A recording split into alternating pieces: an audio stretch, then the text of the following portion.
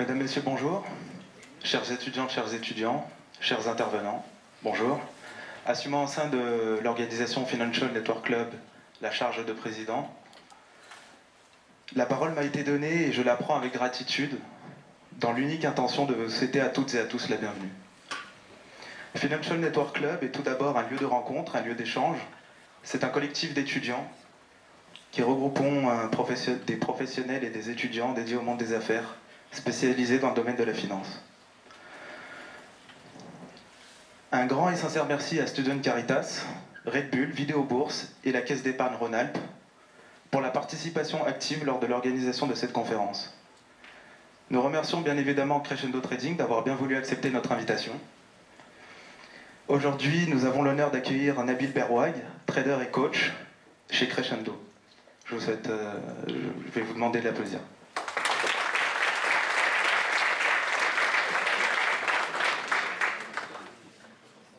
Pour des raisons privées, Tarek El-Mari ne sera malheureusement pas présent ce soir, mais nous le remercions cependant pour sa sincère collaboration. Et nous recevrons cependant l'honorable Tariq Laroussi, trader en compte propre depuis 2012, coach en développement personnel pour traders.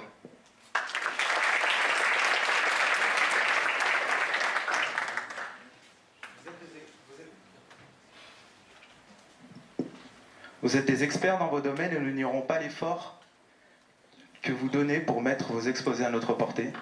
Nous vous en remercions. Un grand merci également à Flavie et à toute l'équipe du Financial Network Club, sans qui rien n'aurait été possible. Et je vous souhaite à toutes et à tous une excellente conférence. Merci à vous.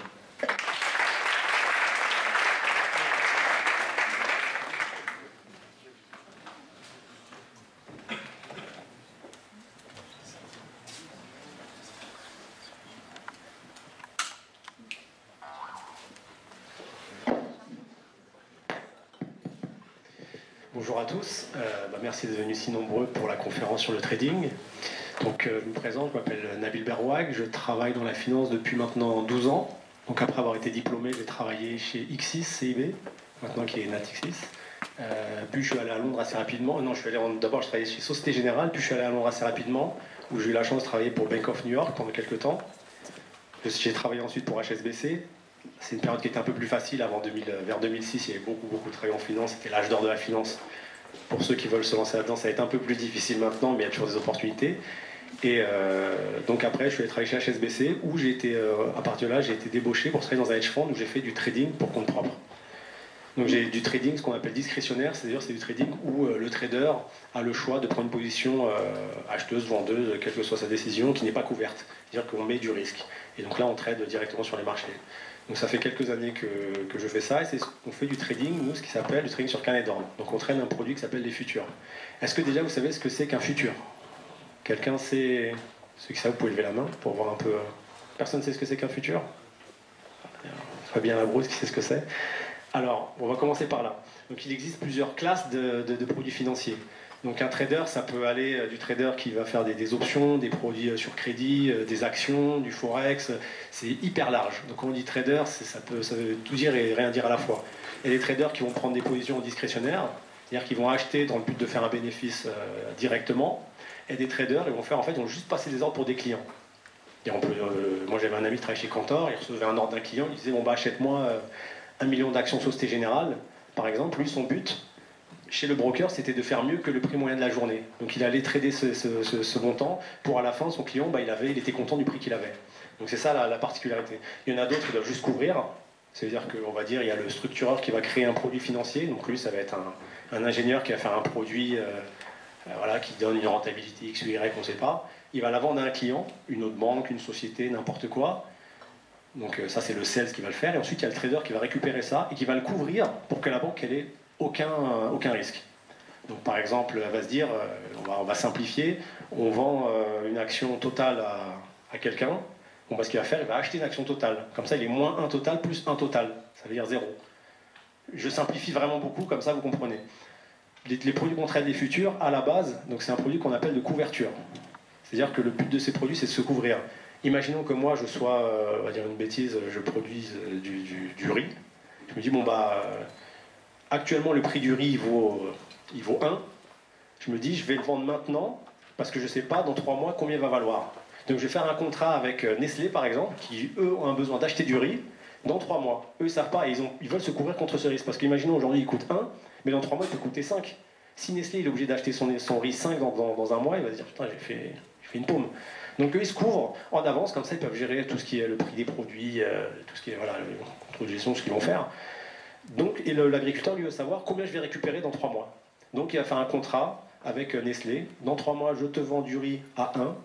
Si dans 3 mois le riz il vaut 0,5, bah, l'agriculteur il est content parce qu'il le vend à 1 quand même. Bon, bah, il a fait. S'il avait vendu au prix du marché, il aurait perdu.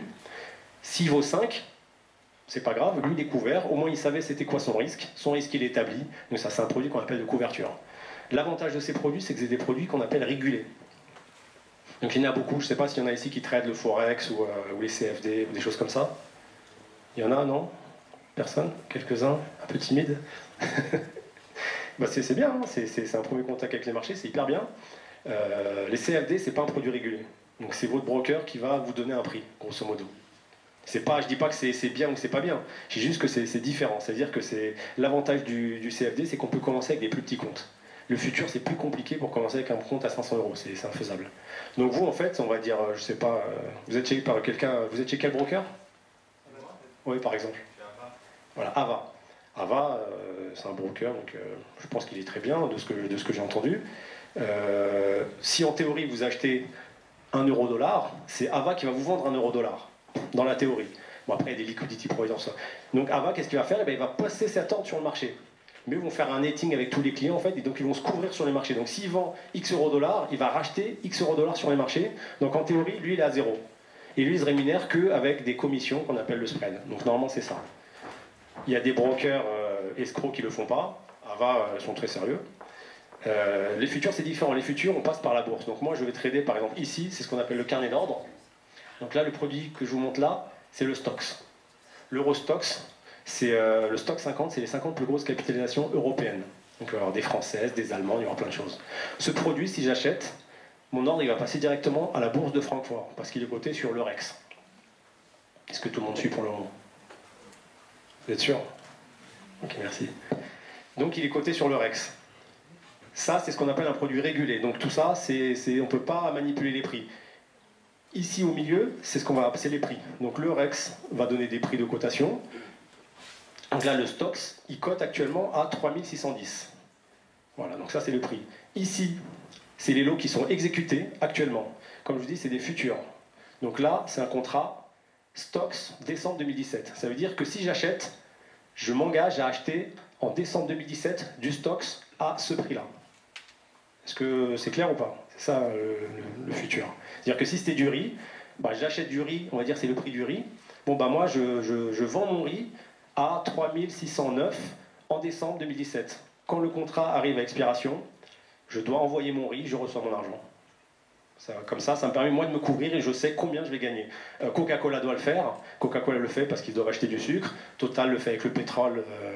Ils vendent du pétrole, Air France va le racheter. Coca-Cola va acheter de l'euro-dollar. Par exemple, ils ont vendu beaucoup en euros. Ils doivent rapatrier cet euro en dollars, par exemple. Ils veulent savoir combien ils auront en dollars dans 3 mois. Au lieu d'attendre 3 mois et de prendre le risque que l'euro-dollar se casse la gueule, on ne sait pas, ils le couvrent. Voilà, on sait dans 3 mois, on va récupérer cet argent. Ça, c'est un produit de couverture. Le trading qu'on fait, nous, maintenant, en prop trading, souvent, sur les futurs, on s'en fiche que ça expire dans 3 mois. Nous, on va rentrer et sortir assez rapidement. Donc, par exemple, un trade qui a été pris ce matin, voilà. Je vends de l'euro-dollar à... Alors, j'ai vendu à 16,51 sur le futur, et je rachète à 48. Donc ça, c'est un scalping. Donc le trade, il a duré, je suis sûr qu'à l'échelle de temps, il a duré même pas 5 minutes.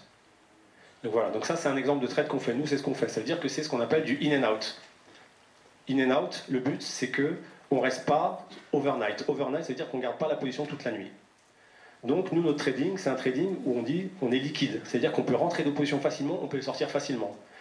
À l'inverse des gros fonds, par exemple BlackRock qui gère 4000 milliards, eux ils sont sur les marchés. S'ils veulent sortir des marchés, ils ne peuvent pas sortir comme ça parce ils sont trop gros. Donc nous, on profite du fait qu'on soit plus petit. Plus petit, on peut aller jusqu'à 50 millions d'euros. Mais je veux dire, on profite d'être plus petit pour rentrer et sortir plus facilement. Donc c'est ce qu'on va faire. Donc ces boîtes, donc ce qu'on fait nous, c'est très très répliqué en Angleterre. dans les arcades de trading. Je ne sais pas si vous avez entendu parler. Donc, par exemple, là, c'est la salle de trading de Marex. Marex, c'est une boîte en Angleterre qui recrutait 200 traders. Ils disent, bon, bah voilà, tu trades bien, je te donne de l'argent que tu gagnes, on fait 50-50. Voilà, c'est comme ça qu'ils partaient. Souvent, les mecs qui restaient, c'est les mecs qui performaient, parce que les nuls, ils arrêtaient d'eux-mêmes parce qu'ils ne gagnaient pas d'argent. En Angleterre, on peut ne pas verser de salaire fixe, c'est ce qu'ils faisaient. Donc ça, c'est une pratique qui est très très répandue en Angleterre, qui n'est pas en France pour des raisons fiscales. Donc nous, on est issus, avec Tarek, on est issus de ce milieu-là, des arcades de trading, où on nous a été donné un capital, et on a dû travailler ce capital pour générer des profits, et à partir de là, il y a un profit split. Ça se pratique toujours, vous pouvez vérifier, il y a OSTC qui le fait encore, ils ont 14 salles de trading à travers la planète. On est en train d'en monter une à Barcelone, donc je pense qu'elle sera disponible, on va recruter des traders à partir de janvier. Et donc le but c'est de faire trader des gens, et ces personnes-là, bah, elles ont un profit split. Donc, voilà. Donc on va trader surtout ces produits-là, parce qu'on sait que là, on ne peut pas avoir de trou de cotation comme on peut le voir sur le Forex. Pourquoi? Parce que là, c'est un marché régulé, on ne peut pas faire n'importe quoi.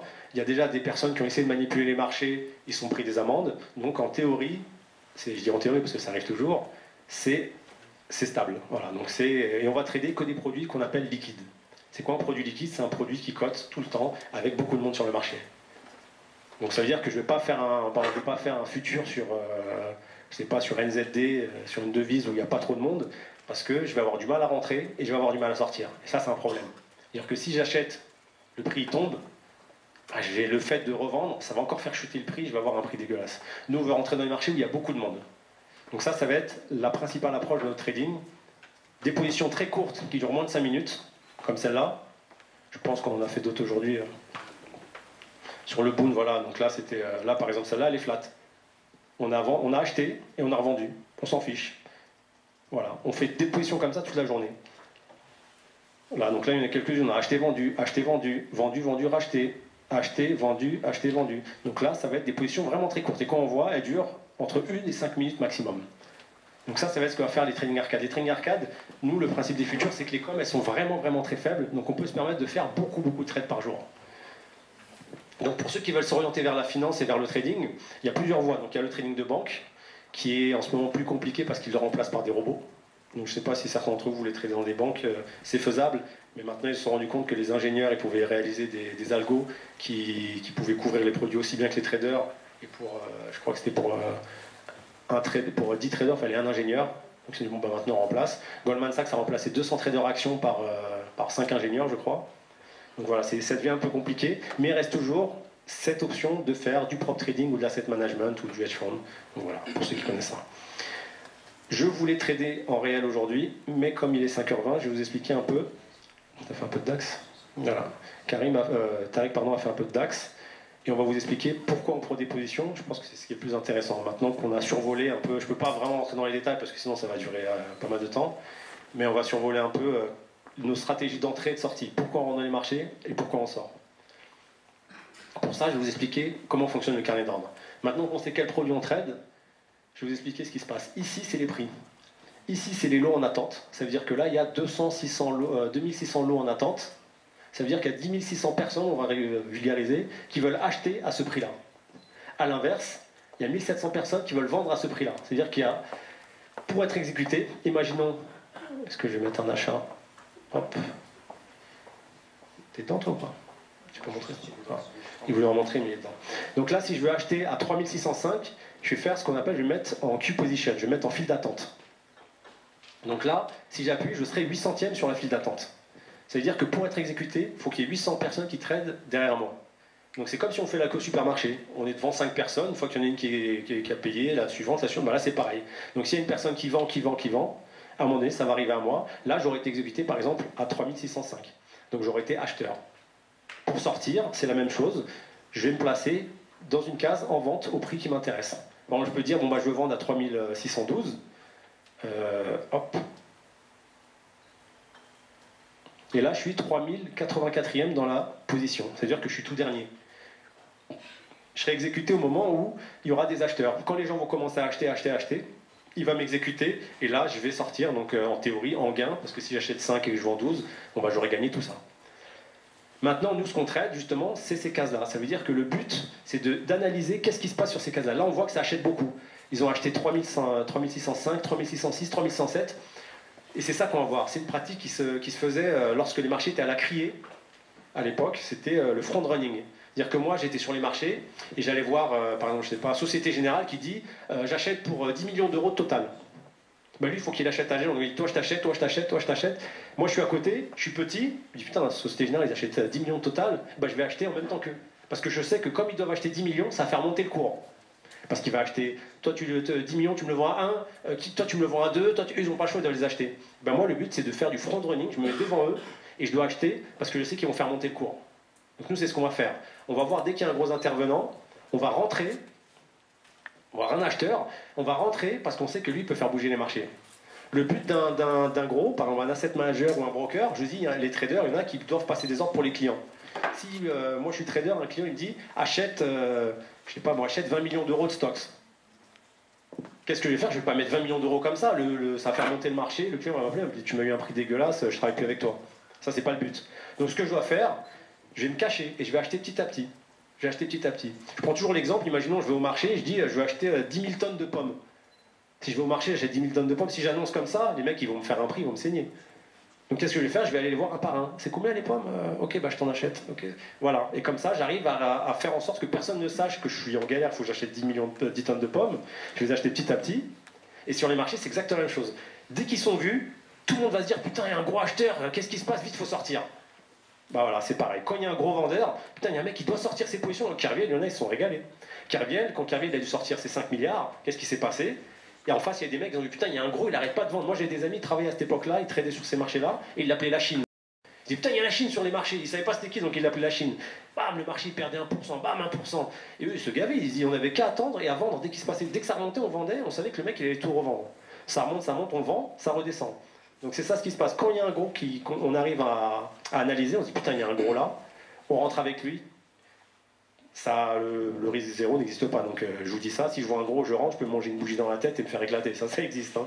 Donc c'est pas, vous dites pas, putain, il m'a dit il y avait un gros. Non, non. Parce qu'en face, il peut tomber sur un autre gros. C'est ça l'avantage. Donc nous, ce qu'on va faire, c'est du contrarien. Ça veut dire que si le marché il baisse, on va attendre et on va acheter à un moment donné que ça remonte. Comment? Bah, comme je vous l'ai dit. Si ça baisse, ça veut dire qu'il y a un vendeur il y a beaucoup de pauses vendeuses. Peut-être qu'au début, il y a un gros vendeur qui lance la machine et ça fait que tout le monde veut suivre. Donc il y a beaucoup de gens qui vont vendre pour se mettre dans la tendance, c'est-à-dire qu'ils disent bon bah le marché descend, je vais vendre aussi, comme ça je vais faire de l'argent. On va prendre une bêtise, celui-là c'est ce qui se passe là, le marché il range, hop ça baisse, bah nous on attend et on achète en bas. On achète en bas. Voilà. C'est ce qu'on va faire. Donc on va attendre que le vendeur il se heurte à un autre acheteur, et là il y aura une espèce de bataille, et nous on va tirer parti de cette bataille où ça va trader pas mal, il y aura de la liquidité pour rentrer et sortir, pour faire du in and out. Toujours des positions moins de 5 minutes. Pourquoi des positions moins de 5 minutes? Parce que nous, on part du principe que le temps, c'est du risque. Je prends souvent l'exemple d'une personne qui trade avec nous, il fait du swing. Récemment, il avait fait un trade de swing sur l'or. Donc, il avait acheté de l'or, c'est avant le Brexit. Le truc, ça part, il me dit ah, bah là, je suis tranquille, là, je suis à 5 000 balles, mon trade, il se passe bien, je mets mon stop un peu plus bas. Voilà. Faire un stop, en fait, ça veut dire que c'est un ordre. Si je perds, je suis protégé, je ne perds pas plus qu'un maximum, juste pour vous dire. Le marché il monte, il est tranquille. Bam, il y a une députée anglaise qui se fait assassiner. L'or il se fait éclater, il perd 1500 balles. Il part de plus 5000, 1500 balles.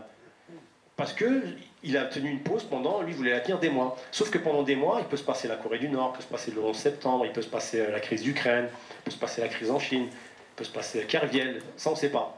Et donc c'est ça, tenir des pauses longtemps. Je dis pas que c'est pas forcément la chose à faire, mais pour moi il y a trop de risques parce qu'il y a trop d'aléatoires. Et donc nous on arrive à compenser ça en traînant des mouvements courts, où justement on voit les intervenants. Donc là il y a un acheteur, on le voit, nous c'est pas, on va pas faire trop d'anticipation, justement on dit on voit un intervenant, on va rentrer avec lui, bam, j'achète. Si le mec il se retire, on vend. On ne gagne pas toutes les positions, mais c'est ça le but. On vend dès qu'on voit que ça part contre nous. Donc c'est pas, je vais pas dire moi j'ai une résistance, j'achète bêtement. Non, non, non, si j'ai une résistance, c'est-à-dire si je vois que le marché, une résistance pour ceux qui ne savent pas ce que c'est par exemple, c'est ça. Une résistance, c'est un point où le marché il a rebondi dessus historiquement. Donc là, c'est un support. C'est-à-dire que le marché il est venu là, il est revenu là. Là, on se dit, bon, bah là, c'est un point où il y a beaucoup d'acheteurs. Donc on peut se dire, si ça revient là, il y a de fortes chances que ça achète à nouveau. Parce que c'est un point où il y a beaucoup, où psychologiquement peut-être les mecs veulent acheter, donc c'est possible qu'il y a de fortes chances que ça rebondisse. Il y a de fortes chances. Mais si ça arrive là et qu'il y a un mec qui reçoit un coup de fil d'un client et tu me vends 100 000 stocks, le mec il va éclater le marché.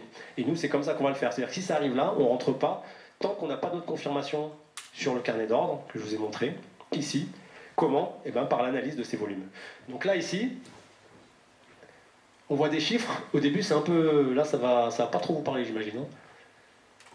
Ici, c'est des ordres exécutés. Ça veut dire que là, il y a des personnes qui se disent « Moi, je veux vendre, je veux vendre, je veux vendre, je veux vendre. » Là, il y a un gros qui a acheté. Et nous, on va voir ces trucs-là. Et par rapport à ça, on va pouvoir tirer des informations. Là, ça ne vous parle pas, c'est normal, vous venez de voir ça. Mais avec un peu d'entraînement, normalement, au bout d'une semaine, on comprend le fonctionnement.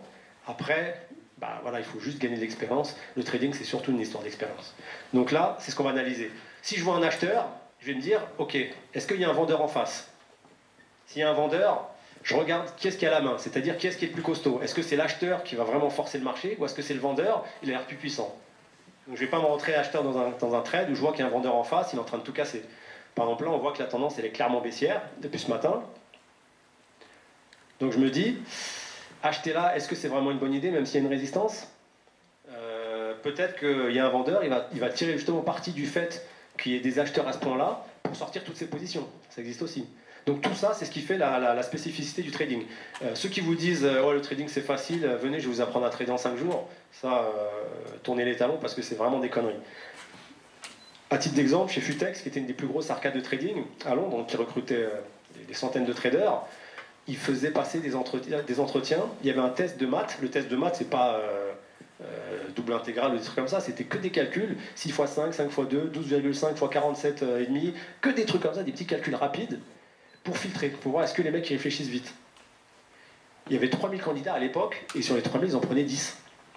Vous voyez les mecs qui pensaient vite. Ensuite, il y avait entretien individuel, 4 personnes sur une table, ils posaient tous des questions en même temps.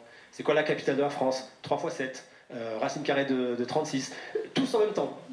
Et il y avait des candidats, des colosses, ils partent en pleurant. J'ai pas réussi. C'est vraiment ça. Le but, c'est de voir est-ce qu'ils résistent au stress. Parce qu'en fait, c'est vraiment pas facile. Actuellement, il y a vraiment cet état d'esprit de dire... Bon, pour ceux qui sont allés sur les sites de téléchargement, vous avez vu le pop-up comment gagner 500 € par jour? Eh bien, c'est très simple. Voilà, bah ça, c'est pareil, ça n'existe pas. Il n'y a rien de facile. Psychologiquement, il faut tenir les choses. Donc, par exemple, Futex, ils adoraient prendre des sportifs de haut niveau. Parce qu'ils savent, ces mecs-là, quand ils font quelque chose, ils le font à 100%. Et donc, ça, c'était un profil qu'ils aimaient. Parce qu'ils savent qu'eux, dans leur tête, ils sont sérieux, ils sont costauds. Nous, on a vu chez nous des majors de promo, mais je cassais des souris, jetais des écrans, parce que psychologiquement... Et c'est même pas une question d'argent, parfois ils perdaient 100 balles. Ils perdaient 100 balles, mais c'est juste le principe de... Ils comprenaient pas ce qui se passait. Et bien les mecs, ils pètent les plombs. Donc c'est vraiment le propre trading, hein. Je parle pas du trading de banque où c'est différent, où là c'est de la couverture. Pour ceux qui ont vu les produits dérivés, ils vont avoir du gamma, du delta, tout ça, il faut le couvrir. Donc c'est assez... Genre retardataire. Genre Donc voilà, donc c'est un peu différent. Donc nous, pour parler de la stratégie, on va faire du trading contrarien, scalping. Scalping, c'est une position qui va durer moins de 5 minutes. À pas confondre avec ce qu'on entend tout le temps en ce moment, du high frequency trading, où soi-disant les robots passent devant vous dans la file d'attente, tout ça. Sur les marchés que je vous montre, c'est pas possible, parce que regardez, là si je clique à 18, j'ai ma file d'attente. Personne ne peut passer devant. Donc c'est ça l'avantage de ces marchés, c'est que c'est un marché qui ne peut pas être manipulé de l'intérieur. Donc il y a des problèmes par exemple avec les brokers CFD. Les brokers CFD, ils répliquent le marché. C'est comme si vous allez au casino en fait. Vous jouez contre la banque grosso modo. Ben là c'est un peu la même chose pour les brokers CFD. Et encore il y en a des plus sérieux que d'autres. Il y en a qui couvrent, comme je vous ai dit. Donc eux ils n'ont aucun risque. C'est-à-dire que leur but ils se rémunèrent que sur les commissions. Et d'autres qui ne couvrent pas forcément. Et donc eux justement leur but c'est que vous perdiez. Mais pareil, comme dans tout, il faut faire attention aux produits qu'on achète. Donc il faut se renseigner sur les brokers. Monsieur a dit Ava... Ava, de ce que je connais, ils sont bien, donc je sais pas, mais c'est... Un trade? Il prend 3 trades. Alors, pourquoi je vous ai dit, moi je ne trade pas à cette heure-là? Comme je vous ai dit, il y a des spécificités dans notre trading. On ne peut pas trader tout le temps. Pourquoi? Parce que nous, on rentre, on sort beaucoup. Donc comme je vous ai dit, on cherche la liquidité. La liquidité, c'est quoi? Ça veut dire que nous, on veut rentrer facilement et sortir facilement. On ne veut pas rentrer des milliards, mais on veut rentrer facilement et sortir facilement. Et comme je vous dis, nous, on peut trader jusqu'à 50 millions, 100 millions, mais on ne peut pas trader comme les BlackRock qui ont, eux, ils ont 4000 milliards par exemple. 4000 milliards, eux, quand ils rentrent, ils font bouger les marchés. Ils se disent, bon, ben, on va réallouer une partie de notre portefeuille, on va faire 0,5% sur les actions. Le truc, ça casse tout parce qu'ils sont énormes. Nous, justement, on sert du fait qu'on est vraiment petit pour rentrer, sortir, rentrer, sortir. Comme je dis, parce que le temps, c'est du risque. Donc, on va chercher les périodes les plus liquides, c'est-à-dire les périodes où il y a le plus de temps, où il y a le plus de monde. La bourse européenne, elle ouvre à 9 heures, elle ferme il y a le closing, il y a le fixing, vers 5h30, il y a le fixing. Le fixing, c'est quoi? C'est qu'ils vont prendre un prix moyen, ça va être le prix de fermeture de la journée. Le marché des futurs, c'est ce qu'on appelle un dérivé du marché action. Je m'explique. Par exemple, je vais prendre l'euro-dollar, si je le trouve. Il est où mon euro-dollar? Ah, il est là. Voilà, j'ai l'euro-dollar ici. Si vous regardez si vous allez faire du change, vous allez avoir un taux d'euro-dollar. Par exemple, je dis, bon, bah, pour 1 euro, j'ai 1,16 $. C'est rarement le cas. Là, j'étais à New York la semaine dernière, sur Times Square, ils me prenaient 1 dollar, 1 euro, ces escrocs. Donc là, c'est pas mais je veux dire, dans le monde parfait, voilà, si je donne 1 euro, il me donne 1,16 $ quelque chose. Pourquoi le prix que j'ai là, il va être différent de ce que monsieur qui traite le Forex et CFD, par exemple, il a? Parce que moi, c'est un futur, donc c'est une date future. Moi, je m'engage à acheter de l'euro-dollar en décembre 2017, ce que j'ai expliqué tout à l'heure, un contrat. Moi, j'ai une société qui fait de l'import-export avec les États-Unis. Je veux me couvrir du risque de change, parce que j'espère que ça parle à tout le monde. C'est-à-dire que si Trump il dit une connerie, l'euro-dollar il pète, c'est moi qui vais payer les pots cassés. Donc je me dis, je veux me protéger dès maintenant, et je sais combien j'aurai à la fin, donc en décembre. Donc je vais acheter du futur. À l'inverse d'une personne qui veut dire, moi je veux acheter tout de suite 100 000 euros d'euro-dollar, 100 000 euros donc en dollars, l'équivalent, donc ça va faire 116 000 $ à peu près. Ben lui il va aller acheter direct, il va le mettre sur le marché du Forex par exemple. On ne va pas avoir le même prix parce que moi c'est une date future, donc il y a ce qu'on appelle le taux forward, le taux sans risque. Et c'est pour ça que les personnes qui traitent les futurs, les personnes qui traitent le sous-jacent, ce qu'on appelle, donc le dérivé, c'est-à-dire que moi c'est un futur euro-dollar, le sous-jacent ça va être l'euro-dollar, c'est clair. Ils vont avoir un prix différent, c'est la valeur temps et c'est taux sans risque. C'est-à-dire que dans 3 mois, imaginons moi par exemple, aujourd'hui j'ai un 16,60, peut-être lui il va avoir un 16, je dis une bêtise, 50, mais plus les jours vont avancer, plus le taux forward il va réduire parce qu'il y a le taux sans risque, il y a plein de choses, et donc à la fin on aura le même courant. Donc les mouvements sont les mêmes, les mouvements sont exactement les mêmes, sauf qu'on va avoir un différentiel qui va se résorber au fur et à mesure de la vie du produit. Donc c'est pour ça qu'il y a une valeur temps. Et vous allez l'entendre surtout sur les options, où il y a une valeur temps. À la fin de sa vie, une option c'est la même chose que le futur. Le futur c'est, on fait un contrat futur vous et moi, j'achète de l'euro-dollar, vous me vendez de l'euro-dollar, dans 3 mois vous êtes obligé de me le vendre et je suis obligé de vous l'acheter. C'est un contrat. L'option, je vous vends une option, c'est comme une assurance. C'est-à-dire vous dites, bon bah si le taux il est bien, bah ouais je te l'achète dans 3 mois. S'il n'est pas bien, je l'achète sur les marchés. C'est ça une option. On paye pour avoir le droit et pas l'obligation. Donc c'est ça. C'est un autre produit qui est tradé. Et moi, pour ceux qui veulent travailler dans les finances, je vous conseille vivement de vraiment bien regarder ces produits, parce que c'est ce qui est le plus traité. Il y a pas mal de choses à prendre dessus, et si vous arrivez à faire la différence là-dessus, vous allez déjà avoir un avantage concurrentiel par rapport aux autres candidats. Donc si vous apprenez, j'imagine que vous faites tous de la finance, non pas tous? Bon, par curiosité ou pour la culture générale, regardez un peu tous les produits dérivés. Et parce que même ça vous aide à savoir comment trader les marchés classiques, entre guillemets. Je vous donne un exemple, les options, donc c'est un produit de couverture. Souvent, ils vont mettre des prix ronds. C'est pour ça que sur les marchés, souvent les prix ronds, nous ce qu'on appelle les figures, ils vont résister. Là, le stock, il vaut 3608. S'il arrive à 3600, il y a de fortes chances que 3600, il résiste. Parce que c'est des produits, justement, c'est des prix, ce qu'on appelle le strike, donc c'est des prix d'options, qui vont être pas mal tradés, et donc tous les traders vont protéger ces prix-là. Donc il y a de très fortes chances, quand ça arrive une première fois, ils vont couvrir sur les futurs ou sur les actions ou que ce soit, et donc c'est des prix qui vont bien réussir parce que c'est un prix psychologique et c'est un prix qui va être tradé sur ces produits dérivés. Donc connaître juste un produit qu'on trade, je pense que c'est pas suffisant. Il faut vraiment connaître tout l'écosystème des produits. Donc voilà, c'est mon avis. Hein. Donc, et puis il y a tellement de choses à apprendre, il faut juste savoir qu'il y a toujours des choses à savoir. Et le trading c'est hyper évolutif. Une stratégie qui marche aujourd'hui, je ne dis pas qu'elle ne va pas marcher demain, mais il va falloir s'adapter. Parce que, c'est ce qu'on va voir, il y a beaucoup de critères qui rentrent en jeu. Donc comme je vous disais, nous on cherche la liquidité, je reviens à ça. Donc ça veut dire qu'on va trader la session européenne seulement, 9h, 5h30. Parce qu'on estime qu'avant 9h, il y a moins de monde, parce qu'avant 9h, elle n'a pas encore ouvert la session européenne, et après 5h30, il reste la session américaine, mais la session européenne, elle a fermé, il y aura moins de monde. Nous on ne veut pas. Pourquoi? Parce que s'il y a moins de monde, il suffit qu'il y ait un gros qui reçoive un ordre d'un client, il peut faire bouger le marché toute la journée.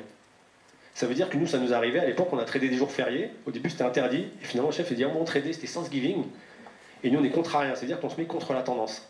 Sauf que le jour de Thanksgiving, il n'y avait personne sur les marchés, il y a eu un gros qui a dû sortir, l'euro-dollar il est monté de 150 points toute la journée, on s'est fait étrangler, les 5 dans la salle. On a perdu 40 000 euros chacun comme ça, paf, paf, paf, l'un après l'autre. Parce que, et après on s'est fait engueuler, on disait, c'est toi qui nous a dit de travailler. Et depuis, bon, bah, il le savait, mais là il a voulu tester. Bon, jour férié, on ne traite plus. Pourquoi? Pas de liquidité. Enfin, moins de liquidité. Qu'est-ce qui se passe? Un gros qui doit sortir parce qu'il a reçu un ordre client, parce que ça a été voté comme ça, parce que je ne sais pas la raison X ou Y. Un mec qui est en train de se faire éclater dit putain, il faut que je sorte. Et ben il va sortir. Sauf qu'en face, il n'y aura personne pour lui vendre. Donc il va faire monter le marché. C'est comme l'histoire du mec qui va dans le marché, qui demande 10 tonnes de pommes. Il va se faire étrangler parce que tout le monde sait qu'il doit les acheter. Bon, ben, on va lui mettre le prix qu'on a envie de mettre. On sait qu'il n'est pas bien. C'est la même raison, on ne traite pas entre midi et 2. Parce qu'entre midi et 2, les mecs sont en pause déjeuner. Les volumes, ça chute. La liquidité, elle est moins forte. Donc le marché, tu peux te faire attraper. On ne va pas trader. Donc nous, ça nous fait des sessions 9h, 5h30 grosso modo. 9h, 5h30. Et donc là, on va chercher les bonnes périodes. On va regarder ce qu'on appelle le calendrier. Pour ceux qui tradent, ils doivent connaître.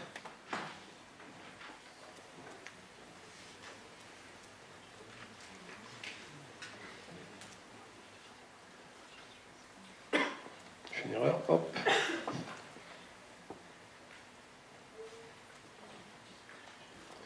On va regarder le calendrier des news. Voilà, calendrier économique, hop.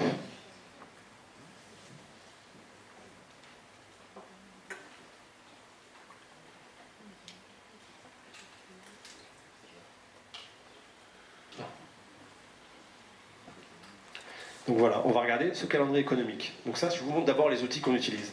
Calendrier économique, ça montre quoi? Ça montre toutes les news qui vont sortir durant la journée. Comme je vous ai dit, nous, le temps, c'est du risque. Je pense aussi à ça. Aujourd'hui, il y a la Banque Centrale Européenne qui parle. Qu'est-ce qu'ils font, la Banque Centrale Européenne? Entre autres, ils peuvent décider une politique monétaire. Donc par exemple, le président, Draghi, il pense que les taux sont trop faibles, il va les monter. Qu'est-ce qui se passe si on monte des taux européens? Donc c'est un peu de la logique, ça c'est facile à acquérir. Les personnes qui ont de dollars, ils vont se dire, putain, les taux européens ils ont monté, bah, ça devient intéressant, ce que je vais faire, je vais vendre mon dollar, je vais acheter de l'euro. Donc forcément, l'euro-dollar, il va monter. Sauf que si on est en pause avant, parce qu'on a vu que sur le graphique, il y avait une figure chartiste ou je sais pas, et on est vendeur, si Draghi il arrive, il dit une annonce, comme tout à l'heure la députée qui se fait tuer, les marchés ils partent. Si on est en bon sens, c'est bien, mais c'est du flip-con, comme on dit en Angleterre. C'est du pile ou face. Et nous, ce qu'on veut, c'est retirer tout ce qui est aléatoire. Ça existe pas, on ne peut pas retirer 100%. Sinon, ce serait facile, on gagnerait à tous les coups. Sauf qu'on essaie de retirer, nous, on estime qu'on a à peu près 80% de chance de 80% de trades gagnants. C'est déjà bien. Mais comme parce que c'est des petits trades. On rentre, on sort, on rentre, on sort. On en fait tellement dans l'année qu'après, justement, là, on a assez de volume pour se dire, notre stratégie, elle est gagnante parce qu'on a X trades. Et donc, on va essayer de justement pas être en position quand il y a ces chiffres-là. Donc, je vous montre par exemple, hier, il y a eu un chiffre américain. Voilà, donc c'est les stocks de pétrole. Ici, 16h30. Qu'est-ce qu'ils ont dit? Ils ont dit, nous, les stocks de pétrole, ils sont actuellement de X ou Y. Là, on peut voir qu'ils sont tombés de ça. On ne va pas se mettre sur le pétrole 5 minutes avant, parce que si on ne sait pas les stocks. Il suffit que les stocks soient bien plus qu'attendus. Qu'est-ce qui se passe s'il y a plus de stocks? Le prix baisse. Je ne sais pas si c'est logique. C'est logique pour tout le monde? Donc s'il y a plus de stocks, le prix du pétrole baisse. Moi, si je me suis mis acheteur parce que j'avais vu un acheteur il y a 20 minutes, vous voyez bien que si la stat sort et qu'il y a plus de stocks, c'est pas bon pour moi.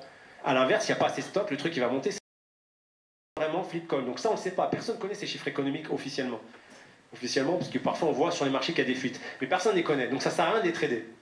Donc nous, ce qu'on va faire, il y a deux écoles. On travaille avec Divento, une trading arcade en Angleterre, qui aussi recrute des traders, forme des traders et tout ça. Eux, ils font quasiment que du trading de news. Moi, ce que je vais faire dans mon trading, c'est que la news, elle sort, je vais voir l'impact que ça a sur les marchés, et si l'impact, il est fort dans un sens, je vais attendre que ça s'arrête et que ça corrige. Ça corrige, c'est-à-dire si le marché il monte, je vais attendre parce que les arbres ne montent pas jusqu'au ciel. Dès que ça s'arrête, je vais vendre et je vais prendre un retour. Et donc, je vais faire mon aller-retour assez court. Voilà. Eux, ce qu'ils vont faire, la stat, elle sort. Est-ce qu'elle est meilleure que prévu? Est-ce qu'elle est moins bonne? On va parler, par exemple, chiffre du chômage français. Chiffre du chômage, il est attendu à 10%, il sort, il est à 5%. Oh, c'est magique. Eux, ce qu'ils vont faire, ils vont acheter tout de suite l'indice CAC 40. Parce que donc le chômage, c'est théoriquement, hein, l'indice du chômage, il va montrer de la bonne santé économique du pays. Donc si le chômage il est bien plus faible, forcément, donc il y a plus d'emplois, il y a plus de... Donc l'économie va bien, donc il faut acheter le CAC. Donc eux, ils attendent vraiment, dès que ça sort, ils ont le flux en réel, nous on a ce qu'on appelle une SCOC, donc il y a un mec qui nous balance des conneries toute la journée, la moitié on s'en fiche un peu, et il va nous balancer le chiffre avant tout le monde. Dès qu'on a le chiffre, bam, on va acheter, enfin eux ce qu'ils font, nous on ne le fait pas, ils vont acheter tout de suite, et ils vont prendre un mouvement. Pour eux, c'est le seul moyen de gagner beaucoup d'argent rapidement. Comme je dis, on cherche la liquidité, à ce moment-là, c'est là où il y a le plus de liquidité. On va chercher la volatilité, c'est-à-dire on va chercher des mouvements. Au moment d'une news, c'est là où il y a le plus de mouvements, parce que vu qu'il y a une news qui sort, il y a tous les gestionnaires de portefeuille doivent réallouer leur portefeuille par rapport à la news, donc ils doivent se rééquilibrer. Il y en a qui doivent changer leur position, il y en a qui vont se mettre à acheter parce qu'il y a une bonne opportunité. Les mecs qui vendent, eh ben, ils vont devoir sortir de leur position parce qu'elle est merdique, eh ben, ils vont devoir racheter aussi, donc le mouvement va partir. Tout ça, ça fait un mouvement qui est bien disproportionné par rapport au mouvement standard du marché. Et donc eux, ils vont trader ça. Et quand j'étais là-bas, il y avait un jeune de 26 ans, c'était le seul qui avait fait 1 million d'euros en un jour. Il est parti en vacances 6 mois, mais il était là-bas à l'époque. Et parce qu'eux, ils partent du principe, vraiment c'est ça, c'est on peut faire beaucoup d'argent d'un coup que sur des news. Le risque, on l'a vu plein de fois, c'est que maintenant les news, c'est hyper compliqué de les analyser. C'est-à-dire que le chiffre du chômage il est meilleur, ah bah c'est top. Ah bah non, c'est pas top, pourquoi? Parce qu'il y a trop de chômage, attends, est-ce qu'il y a de l'inflation, est-ce que machin, donc l'autre il va pas baisser les taux, voilà, ça part à l'inverse. Donc en ce moment, on peut trouver le pour et le contre. Et donc c'est compliqué, c'est-à-dire que sur une news, ça peut monter, comme ça peut descendre, comme ça peut s'arrêter, ou alors à l'inverse, ça va monter, mais il y a des mecs qui sont pas bien parce ils veulent vendre, donc ils sont acheteurs, ils veulent vendre leur position, et bien ils vont profiter d'une news, parce que comme encore une fois, il y a de la liquidité, ils vont se dire, putain, il y a de la liquidité sur une news, donc je vais sortir ma position. C'est-à-dire qu'ils sont tellement gros qu'ils sont obligés d'attendre un mouvement comme ça, où il y a beaucoup de vendeurs pour tout sortir. Donc une news qui aurait dû monter, eh ben, eux vont l'étouffer avec toute leur position et ça va descendre. Donc c'est pour ça qu'il faut vraiment analyser tout ce contexte. Une news peut être interprétée d'une manière aujourd'hui et complètement différemment demain. Et tout ça, ça fait partie du trading. Donc le trading, c'est pas juste j'ai un graphique, il y a une résistance, j'achète. Sinon JP Morgan ferait un robot et puis il gagnerait tous les jours. C'est beaucoup de paramètres et c'est 90% psychologique. Et nous on le voit parce qu'on a une salle de marché à Paris, on a travaillé avec TAC, on a travaillé à Barcelone, on a une salle de marché, on était à Monaco, on a travaillé à Londres chez Kite, on a fait beaucoup de structures. Et c'est le point qui revient tout le temps, c'est la psychologie. Et là, c'est 90% psychologique. La technique, vous allez pouvoir l'acquérir. C'est pas à moins, vraiment, on en a vu, hein, mais qui n'ont aucune rigueur. Mais quand je dis aucune rigueur, c'est si vous êtes là déjà, vous avez plus de rigueur qu'eux. C'est aucune rigueur. Donc là, c'est compliqué. On peut pas faire boire un âne qui n'a pas soif. Mais par contre, la psychologie, là, c'est différent. Il y en a qui arrivent. On va prendre un exemple bête, je sais pas, le sport. On va prendre le foot. Comment ça fait qu'il y a Messi et Ronaldo qui arrivent mieux que les autres? Le rugby, il y a Johnny Wilkinson. C'était sa dernière année. Bah, lui, tous les dimanches, il allait s'entraîner 1000 coups de pied gauche, 1000 coups de pied droit. Michael Jordan au basket, c'était le premier à l'entraînement, le meilleur de tous les temps, dernier joueur à partir. Et tous, c'est les mêmes, tous le même profil, c'est limite maladif, en fait. Et c'est pour ça, c'est ce qui fait une différence. Et dans le training, on le voit. On le voit où il y a des dissensions, où il y a des gars qui arrivent à retenir, à rester devant les écrans, que ça se passe mal ou très mal. Parce que rester devant les écrans quand ça se passe bien, c'est facile. Hein. J'achète, ça monte, je sors, je suis tranquille. Quand ça se passe mal, on peut voir des réactions. Et il y a des personnes qui me disent, je ne savais pas que je pouvais réagir comme ça, en fait. Et c'est ça, s'il y a un aspect qu'il faut travailler, c'est l'aspect psychologique, et malheureusement, c'est l'un des plus durs. C'est pour ça qu'il faut se mettre des règles, et les règles, ça permet au cerveau d'être cadré. C'est vraiment mon avis, et c'est ce que j'ai vu durant toute ma carrière. Quand le cerveau il a un cadre sur lequel se fixer, déjà, on peut retenir plus facilement. Ce qui fait peur, c'est quand on ne sait pas. On ne sait pas. Et ça, on le voit, hein, souvent, nous, il y a des mecs qui me disent « Nabil, je suis acheteur, ça baisse, je fais quoi ?» Je dis « C'est trop tard, t'es en train de perdre, il faut prendre une décision. » Ils n'arrivent plus à penser correctement une fois que la situation leur échappe. Et comment faire? Il faut cadrer au maximum. C'est-à-dire que moi, je vais trader, donc je vais voir ça, le carnet d'ordre. Déjà, ça me donne des informations que le graphique ne me donne pas. Le graphique, je vois que ça baisse, mais je ne vois pas comment ça a baissé. Juste que là, ça baisse, ok, il y a une bougie rouge. Moi, je vais voir quoi? Je vais voir, ça ne traite pas beaucoup. Donc ça baisse pas parce qu'il y a beaucoup de vendeurs, ça baisse peut-être parce qu'il n'y a pas beaucoup d'acheteurs. Il y a une nuance.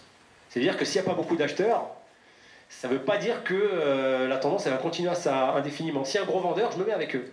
S'il y a un peu plus de vendeurs que d'acheteurs, mais juste parce que les acheteurs ils se retirent, moi ça ne m'intéresse pas. Nous je vais cadrer tout ça, je vais dire est-ce que je peux rentrer à ce prix-là? Est-ce que le graphique m'offre quelque chose? Le graphique c'est quoi? C'est plusieurs choses. Là je vais voir, on parle de tendance. C'est quoi une tendance? Une tendance, c'est la direction que prend le marché. Donc là, je suis sur du 1 minute, donc c'est pas 5 minutes, c'est pas probant forcément, mais c'est pour l'exemple. Là, je dis, bon, bah, la tendance, elle a l'air baissière. Pourquoi? Parce que je vois qui fait des nouveaux plus bas à chaque fois, et qu'à l'inverse, il n'arrive pas à faire des nouveaux plus hauts. Ce qu'on appelle la théorie de Dohm. Quand les plus hauts sont de plus en plus bas, et les plus bas de plus en plus bas, la tendance, elle est baissière. Juste là, c'est pas et l'inverse. Quand les plus hauts sont de plus en plus hauts, et les plus bas de plus en plus hauts, donc forcément, c'est-à-dire qu'il y a un acheteur qui retient. Il retient. C'est-à-dire quand ça baisse, ça remonte, ça rebaisse, il y a un acheteur qui empêche de rebaisser plus bas. Il achète. Il dit, putain, oh, c'est frais, il y a un vendeur, vite, il faut que je sorte mes positions. Ou alors, il dit, putain, la tendance, elle est haussière. J'ai profité d'une baisse pour acheter. Est-ce qu'il y a des questions déjà? Est-ce que c'est clair pour tout le monde? Je ne sais pas si c'est pas de questions parce que c'est pas clair ou parce que c'est trop clair. Une question? Attends, excusez-moi, ça va être plus simple si je te passe le micro. Ouais.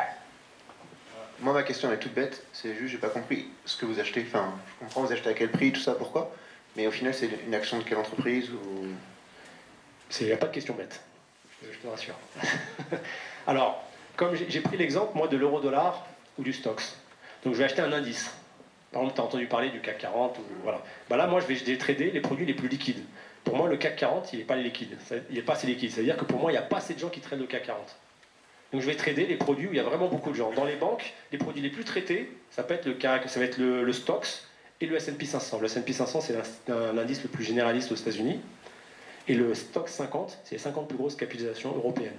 Et c'est là où il y a beaucoup, beaucoup de monde.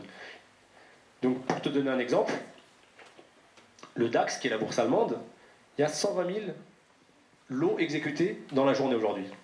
Le Stoxx, il y en a 1 300 000. Donc tu vois, tout le monde va sur ce Stoxx. Donc moi, c'est les produits que je vais trader. Je vais trader les produits où il y a beaucoup de liquidité. Donc là, si je te montre mon carnet, je vais trader ici, c'est l'euro-dollar. Donc c'est un futur sur l'euro-dollar qui réagit exactement comme l'euro-dollar. La seule différence, c'est qu'il est tradé par le CME, la bourse de Chicago. Donc c'est un marché régulé. C'est pour ça qu'on traite ces marchés-là. Je vais trader le câble un petit peu, qui est le GBP USD. Je vais trader le yen, donc le USD yen. Pour moi, c'est les 3 devises où il y a assez de volume avec surtout l'euro-dollar. Ensuite, je vais trader le Stoxx, donc l'indice européen. Je vais trader le DAX, qui est l'indice où il y a le plus de volume après le Stoxx, l'indice le plus liquide, mais qui est hyper dangereux parce qu'il est très très volatile, c'est-à-dire qu'il bouge beaucoup. Donc le problème du DAX, c'est qu'il faut vraiment faire attention à la position qu'on rentre, parce que c'est un indice qui bouge vraiment vite. Et le futur, il cote 25 € par point. Donc 25 € par point, vous ne connaissez pas le relationnel, mais c'est énorme sur du DAX, ça peut aller hyper vite. Donc c'est pour ça. Je traite du S&P 500, donc comme je vous ai dit, les 500 capitalisations américaines, donc c'est l'indice le plus généraliste. Et du Nasdaq en indice, donc ça c'est l'indice américain des nouvelles technologies. On va trouver Facebook, Google, tout ça. Et enfin des taux, je vais trader le Bund. Le Bund qui est l'obligation à 10 ans allemande. Donc on ne traite pas l'obligation française, on ne traite pas les taux plus longs, les taux plus courts allemands parce que ça ne bouge pas assez. On va surtout trader, donc ça va être les produits que je vais trader principalement. Merci Nabil d'avoir répondu à cette question. Alors, on va laisser place à un entracte de 5-10 minutes maximum. Je vais demander à tous ceux... Alors moi j'aurais une question, c'est comment vous faites pour déterminer ces gros acheteurs et ces gros vendeurs? Voilà. Vous essayez de trouver, on va dire. Ok. Alors, comme j'ai dit, nous, justement, c'est grâce à l'outil du carnet d'ordre. Donc par exemple, hop, voilà. Donc le carnet d'ordre, c'est ça.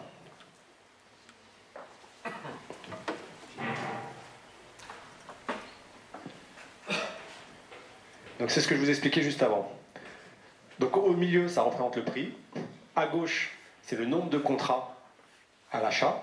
Ça veut dire que moi, imaginons, je me dis, bon, ben, moi, je veux acheter de l'euro-dollar à 1,15. Et ben, je vais mettre mes lots à 1,15, en espérant que le marché descende dessus et qu'il y ait un vendeur pour que moi, je puisse lui acheter. Ça va être ça. À l'inverse, la colonne de droite, ça va être les personnes qui veulent vendre. Moi, je me dis, bon, bah, si le marché il va à 1,17, je pense que c'est haut. Je veux vendre à ce prix-là parce que c'est un prix intéressant. C'est comme tout, hein. Si vous avez un iPhone, Si vous voulez le vendre, vous préférez le vendre 800 euros, vous préférez l'acheter 1 euro, grossièrement. Donc ça va être pareil, on veut acheter bas et vendre haut. Donc qu'est-ce qui se passe? Si on vend haut, on va attendre qu'il y ait un acheteur qui vienne, que le marché monte jusqu'à ce qu'il achète au prix où nous on est placé. Donc c'est ça, c'est ce qui fait monter. De toute façon, qu'est-ce qui fait monter la bourse? C'est les acheteurs et les vendeurs, c'est le flux d'échange. S'il y a plus d'acheteurs, bah forcément ils vont acheter de plus en plus haut parce qu'ils veulent acheter. À l'inverse, il y a plus de vendeurs, bah ça va faire baisser, c'est l'offre et la demande. Donc voilà. Ici, on voit toute la colonne tout à droite, c'est ce qu'on appelle le time and sell. Time and sell, c'est tous les ordres passés, à quel prix, à quel moment. Donc ça nous permet de voir un peu les échanges de flux. Moi, je ne le mets pas forcément, pourquoi? Parce qu'on le voit aussi, on le voit sur la case blanche où il y a marqué 532. Est-ce que vous le voyez? Voilà, la case 532, c'est les lots actuellement exécutés. Ça veut dire qu'il y a des gens en attente, mais il y a des personnes qui traitent directement. Ils disent, moi, je veux l'acheter, ce qu'on appelle au marché. C'est-à-dire que moi, je tape au marché, j'achète, quel que soit le prix. Et bien, lui, il va taper sur des personnes en attente. Donc, il va aller voir un mec qui dit, toi, tu veux vendre? Bon, ben, moi, je te l'achète. Bam, voilà. Et à l'inverse, les mecs qui sont en attente à l'achat, il y a un mec qui dit, ah, toi, tu veux l'acheter? Bon, moi, je te le vends. Bam. Et c'est ça qui va faire monter, c'est ces gens qui vont taper market, qui vont faire monter ou baisser le prix. Donc, nous, en étudiant l'évolution de ces choses-là, on va pouvoir établir, enfin, on va pouvoir un peu envisager de rentrer à l'achat ou à la vente. Pourquoi? Je vais vous montrer le carnet si je peux. Hop.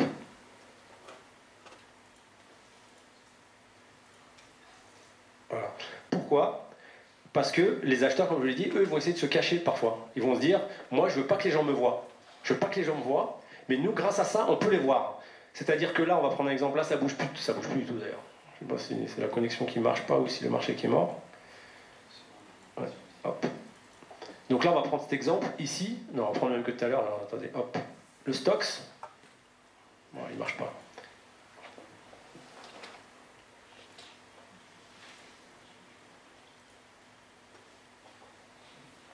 Hop. Ça marche ou pas là? Hop. Bon. On va regarder le bout d'ici, parce qu'Internet, je ne sais pas pourquoi ça a coupé.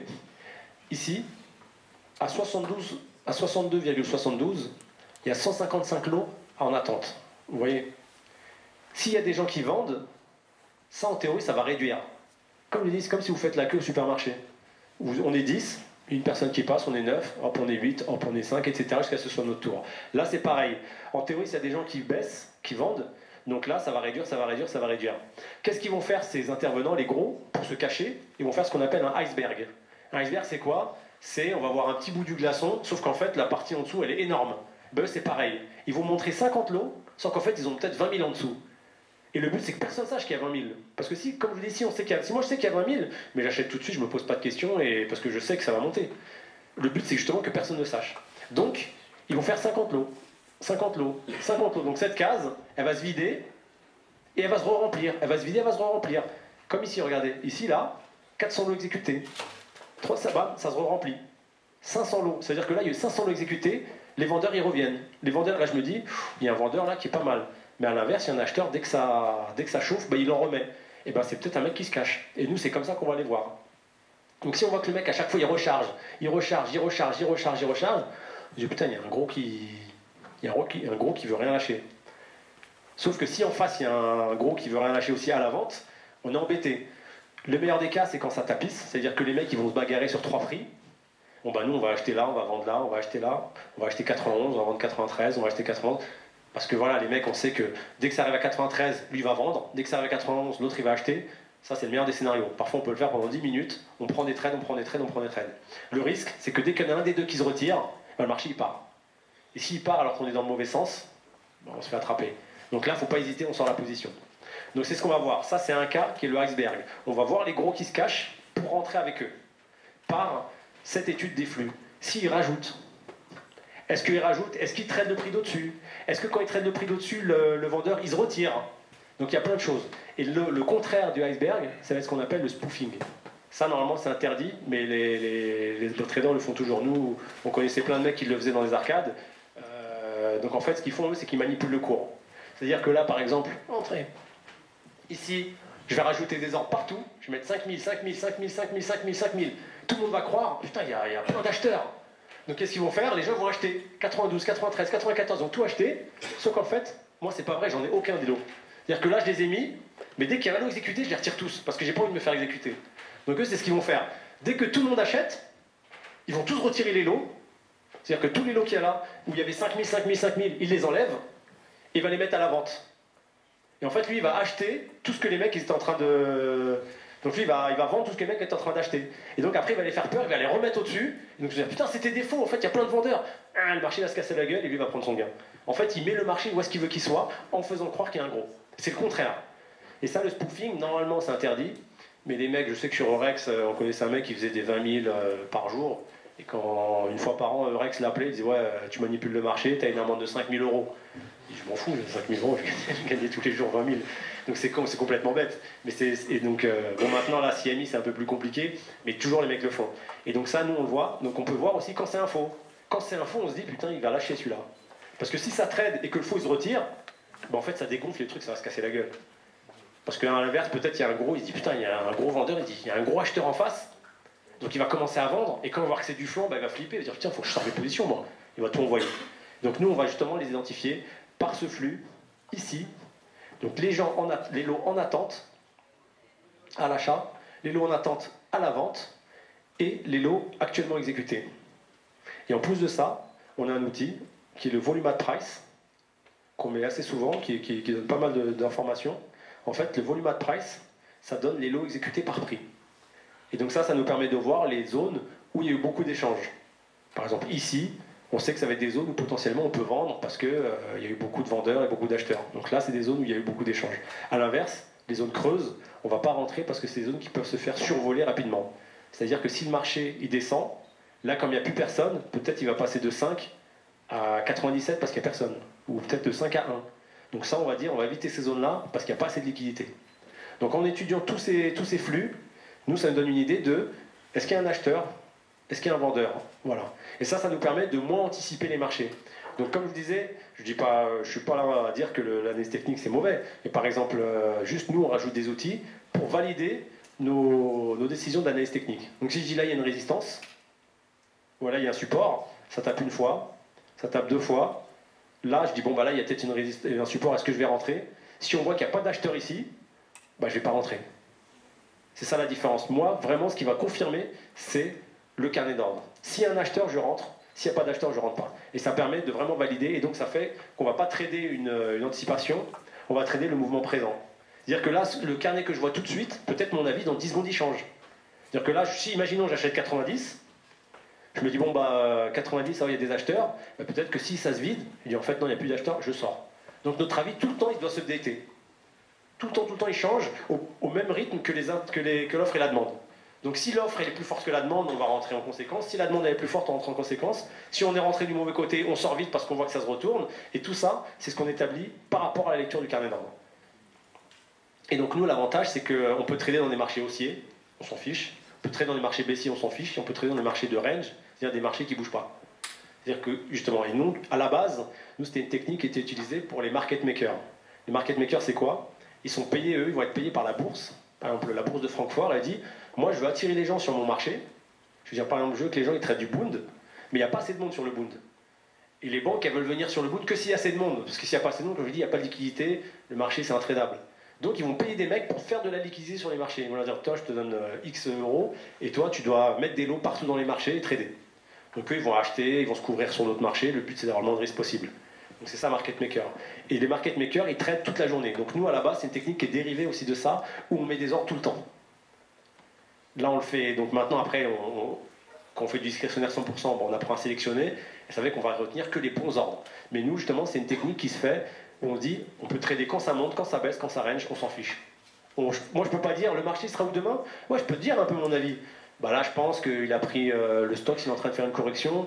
Je pense que ça peut continuer à caver un petit peu parce qu'il est très haut. Je pense qu'on peut arriver à 60, 75 peut-être d'ici demain. Ouais. Mais en même temps, je ne vais pas le vendre. Je ne vais pas me dire, bah, je vends 90 parce que je pense que ça va à 75. Ça, je ne le ferai pas. Parce que je ne suis pas convaincu que le mouvement il va se poursuivre. Parce qu'il y a trop d'aléatoires. Voilà. Est-ce que j'ai répondu à... Bon, il y a d'autres questions? Ah, deux questions.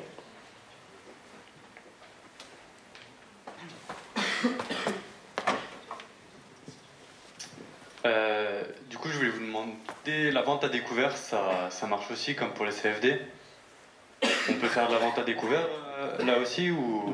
Voilà, comme je disais, la vente à découvert, c'est comme je dis ici, c'est les personnes qui sont mises à la vente. Donc c'est le même principe. Je vends pour racheter plus tard. Là, comme c'est un contrat futur, c'est quasiment le même principe, mais c'est juste qu'on s'engage à vendre un actif dans le futur. Donc c'est pas vraiment de la découverte, on est censé l'avoir si on va à l'expiration. C'est-à-dire que moi, si je m'engage à vendre dans le futur, comme je dis, c'est un contrat, mais si je te dis, bon, bah, je te vends 10 tonnes de sucre, expiry, donc décembre 2017, si on arrive à décembre 2017, le contrat expire, bon, bah, toi, tu vas m'acheter mon sucre, moi, il faut que je te donne. Donc c'est plus la découverte parce que je suis censé l'avoir. Mais c'est le même principe. C'est-à-dire que moi, je peux vendre un contrat pour le racheter plus tard. Le seul but, c'est que nous, on ne va pas jusqu'à l'expiration. Nous, on change avant. C'est-à-dire que quand le futur il arrive proche de l'expiration, on va changer sur le contrat d'après. Donc là, c'est un contrat qui expire en décembre 2017. Ça veut dire qu'en décembre 2017, dans les marchés européens, c'est le 3e vendredi, les marchés vont faire ce qu'on appelle un fixing. Donc il y aura un prix qui sera établi, ce sera le prix de ce futur, ou de l'option, ou de n'importe quel produit, avec le sous-jacent, le stocks. Par rapport à ça, ils vont faire leurs calculs et ils vont s'échanger s'il y a échange à faire. Donc il y a ce qu'on appelle physical delivery, c'est-à-dire que toi tu veux acheter du pétrole, ben moi je vais te livrer le pétrole parce qu'on a un contrat, ou cash delivery, c'est-à-dire que tu estimes que voilà, le prix du marché il est à X et le prix du futur il est à Y, ben, je te paye la différence. C'est un exemple, donc c'est les deux cas. Donc c'est différent, c'est le même principe que la vente à découvert, dans le sens où tu veux trader une baisse. Donc là tu vas faire la même chose, donc si tu veux trader une baisse, tu vas vendre un actif, tu vas vendre un futur, pour le racheter éventuellement plus tard. Donc ça marche exactement de la même manière, sauf que c'est pas la vente à découvert où tu empruntes pour racheter plus tard. D'accord. Enfin, ça marche quasiment pareil, mais vu que c'est des futurs, c'est différent, vu que nous on va pas à l'expiration. Oui, bah oui. Ok, je vois. Et je voulais vous demander aussi votre formation. Oui. Alors nous, on pratique plusieurs formations dans la salle de marché à Crescendo, on en a 3. On a une qui ont... Comment votre formation à vous... J'ai fait une école de commerce à Paris. Et ensuite, je suis assez rapidement, je vous le dis, je suis parti à Londres. Et moi, j'ai été surtout formé sur ce trading-là quand j'étais débauché dans un hedge fund.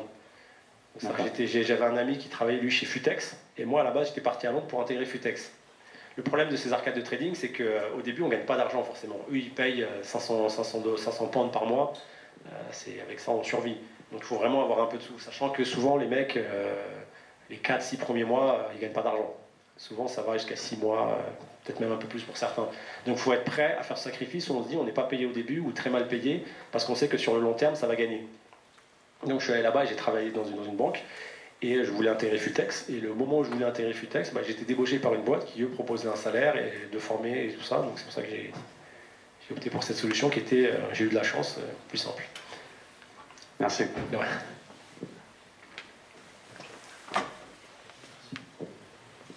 Pas d'autres questions? Question, monsieur. Du coup, sur le marché d'échange en futur, il n'y a pas de fourchette bid-ask. C'est vous achetez, vous vendez au même prix. Alors en fait, c'est ça la différence, c'est que le spread ici, il n'y a pas de spread entre guillemets. Quand tu vois 87, 88, tu vois, il n'y a pas d'écart. Un spread, ça va être 87, 88, 89 par exemple. Nous, le broker, en fait, le spread, c'est comment se rémunère le broker. Le broker, il va te vendre à 1 et il va racheter à 0,5 par exemple. Donc c'est ça la différence. Donc il va acheter 0,5. C'est cette fourchette-là, il va gagner de l'argent dessus. Nous, c'est différent. Nous, le broker, il va prendre ce qu'on appelle une commission. Donc il y a l'Eurex, par exemple, si on traite ce produit-là, l'Eurex, il va prendre une commission. Le broker, il va prendre une commission. Et l'avantage du futur, c'est que c'est bien moins cher que tous les brokers Forex CFD par rapport à ce tarif-là. Donc déjà, nous, on peut le faire en limite sur les brokers futurs Forex CFD. Je dis pas que c'est moins bien, j'ai juste que c'est différent. Sauf que ici, l'exécution est plus rapide parce qu'on peut choisir assez rapidement de se mettre en attente ou pas, vu que là, il n'y a pas de carnet d'ordre. Ensuite, proportionnellement, si on devait réfléchir en termes de spread, sur le Stoxx, c'est comme si j'avais 0,1 point de spread sur le Stoxx. Enfin, je dois payer 1 euro l'aller-retour, et chaque case, c'est-à-dire que, imaginons là, j'achète 87 et je vends 88, et ben j'ai gagné 10 euros par exemple, par lot. Le but, c'est pas de trader un lot. Mais je veux dire, si on fait un lot le minimum, c'est 10 euros par case. Donc si je paye 10 euros par case et que l'aller-retour, je le paye 1 euro, ça revient à 0,1 point de spread, grosso modo.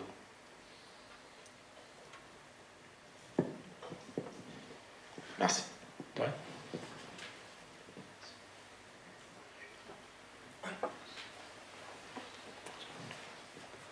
Moi, je voulais juste savoir qui est-ce qui fait bouger le marché du sous-jacent, en fait. C'est les banques, les entreprises? Alors, il y a pas mal de choses. Donc nous, c'est ce qu'on regarde, c'est ce qu'on voit. Hop. En fait, voilà. Par exemple, qu'est-ce qui fait bouger? Il va y avoir de tout. Il faut savoir que les particuliers, c'est pas grand-chose dans le marché. Dans le marché, là, si on voit, les principaux intervenants à identifier durant la séance de trading. Donc là, par exemple, on voit les 5 plus gros asset managers: BlackRock, 3700 milliards, Vanguard, 2200 milliards, State Street, 2000 milliards. C'est pas les plus gros en asset manager, c'est pas les Goldman Sachs, tout ça, c'est eux les plus gros. Donc là, tu as une répartition d'actifs. Comme je disais tout à l'heure, eux, par exemple, ont 40, c'est un peu fictionnel, mais eux, ils ont 44% d'actions. Si à un moment donné, ils doivent bouger, ils doivent passer de 44 à 43 sur 3000 milliards, ça fait vraiment bouger les marchés. Donc tu vas voir, nous, ce qu'on appelle, il y a les real money et les fast money. Les real money, ça, c'est les intervenants qui ne spéculent pas. Donc les real money, leur but, ils vont sur le marché, c'est pour faire des pauses de long et moyen terme. Et à l'inverse, il y a les fast money, eux, leur but, c'est de la spéculation. Donc c'est un peu nous. Nous, on va faire un peu du fast money, on va rentrer, on va sortir rapidement. Après, il y a des fast money qui sont hyper costauds. Par exemple, il y a Paul Rotter qui travaillait sur le Rex, à lui tout seul, il faisait 10% de l'Eurex. Mais lui, c'était le flipper. Après, il a été interdit de tous les marchés parce qu'il manipulait trop. Et ça, c'est des exceptions. Ça n'existe pas beaucoup. Mais sinon, voilà. Donc, les plus gros intervenants, ça va être les real money. Donc, tous ces investment managers, les trucs comme ça, qui eux vont faire. Ils vont se aider. Donc, ça va être des hedge funds, ça va être des asset managers, ça va être des arcades de trading pour les plus grosses, ça va être des banques qui vont se couvrir, ça va être tous des market makers. Après, comme je dis, les particuliers là-dessus, c'est pas grand-chose. C'est beaucoup moins. Après, il faut savoir que y a l'épargne. Donc là, le mec qui veut placer son argent, il va mettre à la banque. La banque, s'il lui vend un plan d'épargne avec des actions, il va racheter sur les actions. En ce moment, c'est ce qui se passe. Comme l'argent, il n'est pas cher, qu'est-ce qu'ils font? Ils empruntent, ils achètent des actions parce qu'ils prennent des dividendes. Donc si je place mon argent actuellement, si j'ai 1%, j'ai de la chance. Parce que je me dis, ce que je vais faire, je vais acheter du Apple et puis je vais prendre un dividende de 5%. Donc là, en ce moment, les marchés sont suralimentés par ça. C'est pour ça qu'ils ne baissent plus. Il y a des hausses historiques. Toutes les semaines, il y a 3 hausses historiques. Là, je crois que le Nasdaq, il a fait 64 plus hauts historiques. C'est le record de tous les temps. Avant, c'était 61, je crois, c'était après la crise de 29. Là, il a fait... Parce que l'argent est tellement pas cher que tout est réinvesti en actions. Après, il y a par exemple la Banque du Japon. Donc, je me dis, qui fait bouger les marchés? En ce moment, il y a aussi la BCE, la Banque du Japon. La BCE, elle rachète des obligations. Donc, elle fait bouger le marché du Bund. Par exemple, elle fait bouger le Bund. La Banque du Japon, il faut savoir qu'elle achète 50% des actifs du Nikkei. Donc, c'est-à-dire que là, s'il y a un trou, le Japon, c'est cuit. Donc, ça, en ce moment, il y a les banques centrales qui font aussi bouger les marchés parce qu'ils ont des plans de rachat d'actifs. Mais grosso modo, ça va être, et c'est ce qu'on va voir nous, c'est les real money, c'est eux qui peuvent vraiment faire bouger les marchés parce qu'ils ont des grosses tailles. Et c'est pas, on va pas essayer de trader les petits intervenants. J'ai répondu à ta question ou j'ai toujours peur de répondre à côté, c'est pour ça que c'est bon. Et juste une dernière, s'il n'y en a pas d'autres. Est-ce que du coup, dans un contexte actuel où tout le monde achète dû au taux d'intérêt justement, est-ce qu'on peut considérer qu'on est dans une bulle spéculative actuellement ou pas? Pour nous, je pense qu'il va y avoir une purge à un moment donné, mais il faut juste un catalyseur. Là, on est haut. C'est tellement haut, j'en parlais tout à l'heure avec Jean-Christophe Ninet, lui il me disait, il attend de voir que les États-Unis tombent en récession. Pour lui, ça va être ça le catalyseur. Nous, on ne sait pas, nous on dit peut-être ça va être, j'ai une bêtise, peut-être ça va être Uber. Uber, c'est une des plus grosses sociétés, elle n'a jamais gagné d'argent. Je crois qu'elle est déficitaire de 3 milliards. Tout le monde dit Uber c'est génial, ils n'ont jamais gagné un centime. Donc là on est dans une bulle où c'est comme la bulle internet, c'est devenu n'importe quoi. Il y en a qui font des levées de fonds pour des startups, ils prennent des 3 millions, 5 millions, là je vais faire un site où je vais développer des photos, ça prend de l'argent. En fait le cash est tellement gratuit que on est en train d'un truc où les gens ne savent plus quoi faire de l'argent, ils burn de l'argent de tous les côtés, et ça fait que tous les titres ils montent sans raison, souvent sans raison, même quand il y a des mauvaises news ça peut monter. Donc forcément pour moi on est un peu dans une bulle. Après, le problème, c'est quand est-ce qu'elle va exploser? Peut-être qu'elle va exploser dans un an. Parce que vu que c'est maintenu artificiellement. Donc tant que Draghi il a dit il va baisser le QE à partir de la rentrée, etc. Voilà, s'il le fait, ça va commencer peut-être à stabiliser, mais pour l'instant, c'est pas le cas. Quand il a dit ça, le DAX, il a pris encore 400 points. C'est-à-dire qu'il a refait des plus hauts historiques. Donc pour l'instant, ouais, je suis d'accord avec toi. Sauf que le problème, c'est que si tu as raison trop tôt, t'attends. En fait. C'est ça qui est horrible. Donc je peux pas me mettre acheteur parce que de ma technique de contrarien, me mettre acheteur là, à la première correction, je vais me faire éclater. Donc j'attends, moi c'est ce que je fais, j'attends surtout des bons points vendeurs, parce que je sais qu'il y a toujours des personnes qui vont être intéressées par vendre à ces moments-là, vu qu'on est très haut. et j'étais de viser des moments où il y a pas mal de liquidité pour être sûr d'avoir des retours. Par contre, c'est vrai que je suis 100% d'accord avec toi, pour moi, il va y avoir une bulle. Quand c'est. Voilà. Est-ce que ça va être la Grèce? Est-ce que ça va être, je sais pas. Ouais, on sait pas, il y a eu en Espagne, Catalogne, là, qui indépendant, ce truc s'est monté. Brexit, là, on a éclaté tout depuis le Brexit, c'est remonté de tous les sens. Donc on ne sait pas trop comment prendre ça. Il y a la crise avec la Corée du Nord, ça a baissé un jour, après ça a tout retracé assez rapidement. Donc ouais, il faut attendre pour moi le catalyseur qui va faire que les gens vont commencer à sortir des sous. Qu'est-ce que ça va être? Est-ce que ça va être un Kerviel, un Madoff, un Lehman Brothers, un truc comme ça? Plus d'autres questions? Ah, mince, 2 questions.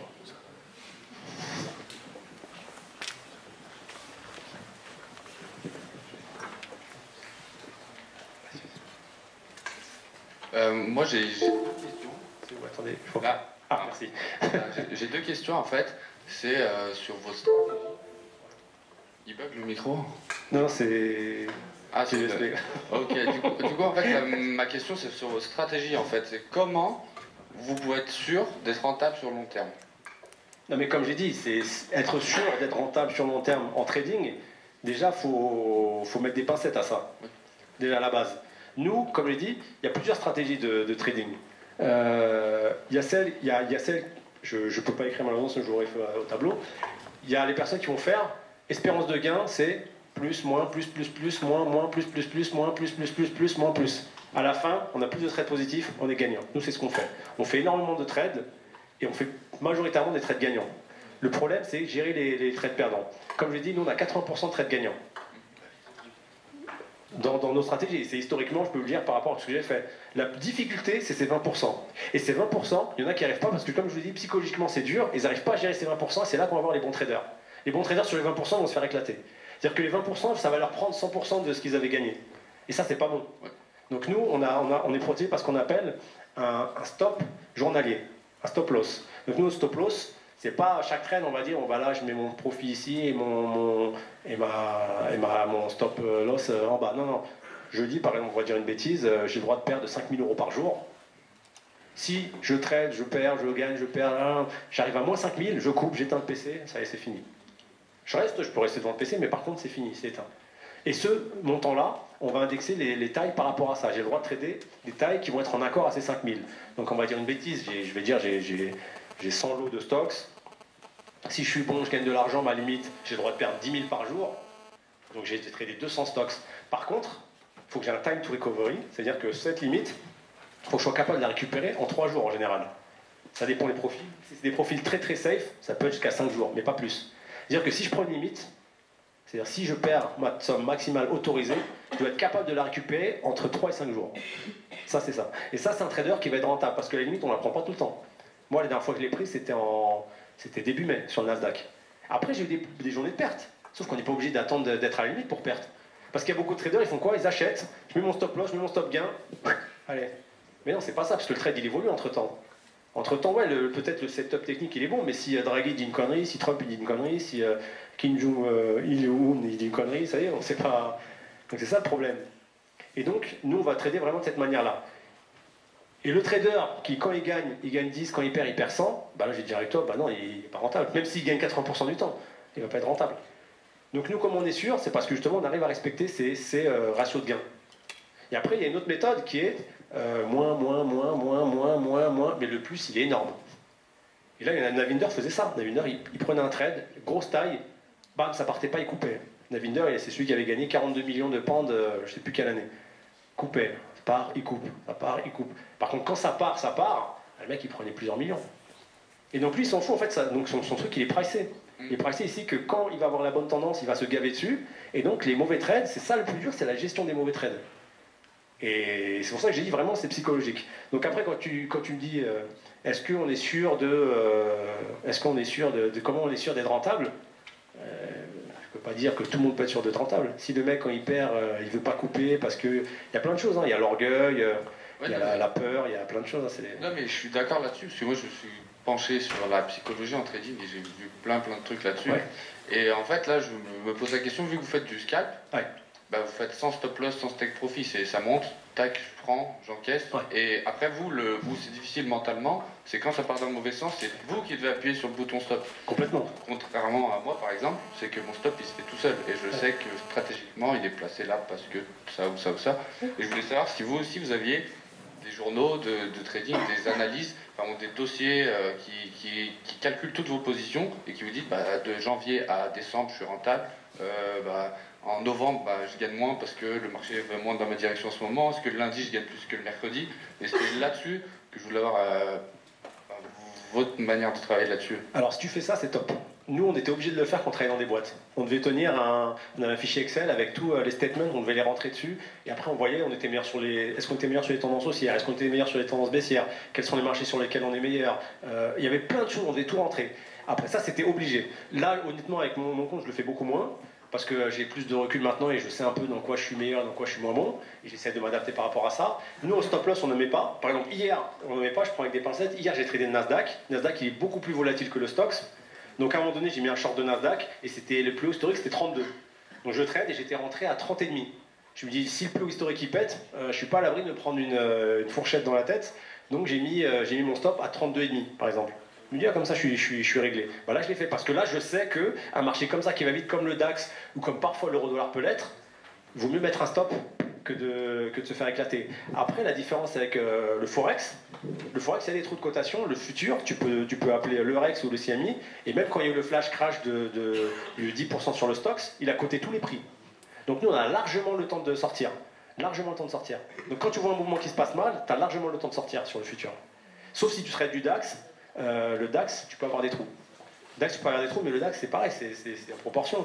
En théorie, le spread Stoxx-DAX, c'est 1 pour 8. C'est-à-dire qu'en théorie, si tu trades un DAX futur, c'est comme si tu tradais 8 Stoxx. Donc tu dois réagir de la même manière dans la théorie. Donc c'est pour ça que tout est en adéquation. Et nous, notre stratégie, elle est prouvée. C'est pour ça qu'il y a des, comme lui, il y a des floors. Marex, il y a 200 traders. Divento, je sais pas, ils en ont 30. STC, ils ont 400 traders. Ils font tous la même chose. Et le problème de mettre des stops sur des marchés comme le Stoxx, c'est que ça va pas être rentable. Pourquoi? J'aurais dû ça une seconde. Hop. Le Stoxx, c'est celui-là. Tu mets un stop. Imagine, je mets un stop à 88. Comment ça marche un stop? Un stop, c'est, je me mets acheteur à 88.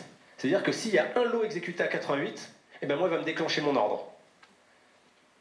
Ça veut dire que là, si le marché il monte et qu'il y a un mec qui clique à 88, il va me déclencher mon ordre, alors qu'en face à la vente, il y a 1500 mecs en attente. C'est-à-dire qu'en fait, je serai le dindon de la farce, je vais sortir en premier. Alors que j'ai largement le temps de voir si ces 1500 lots, ils vont être exécutés ou pas. Et c'est ça l'avantage aussi du carnet d'ordre. C'est que je peux voir, oh là, les mecs, ils vendent, ils achètent, et je me casse.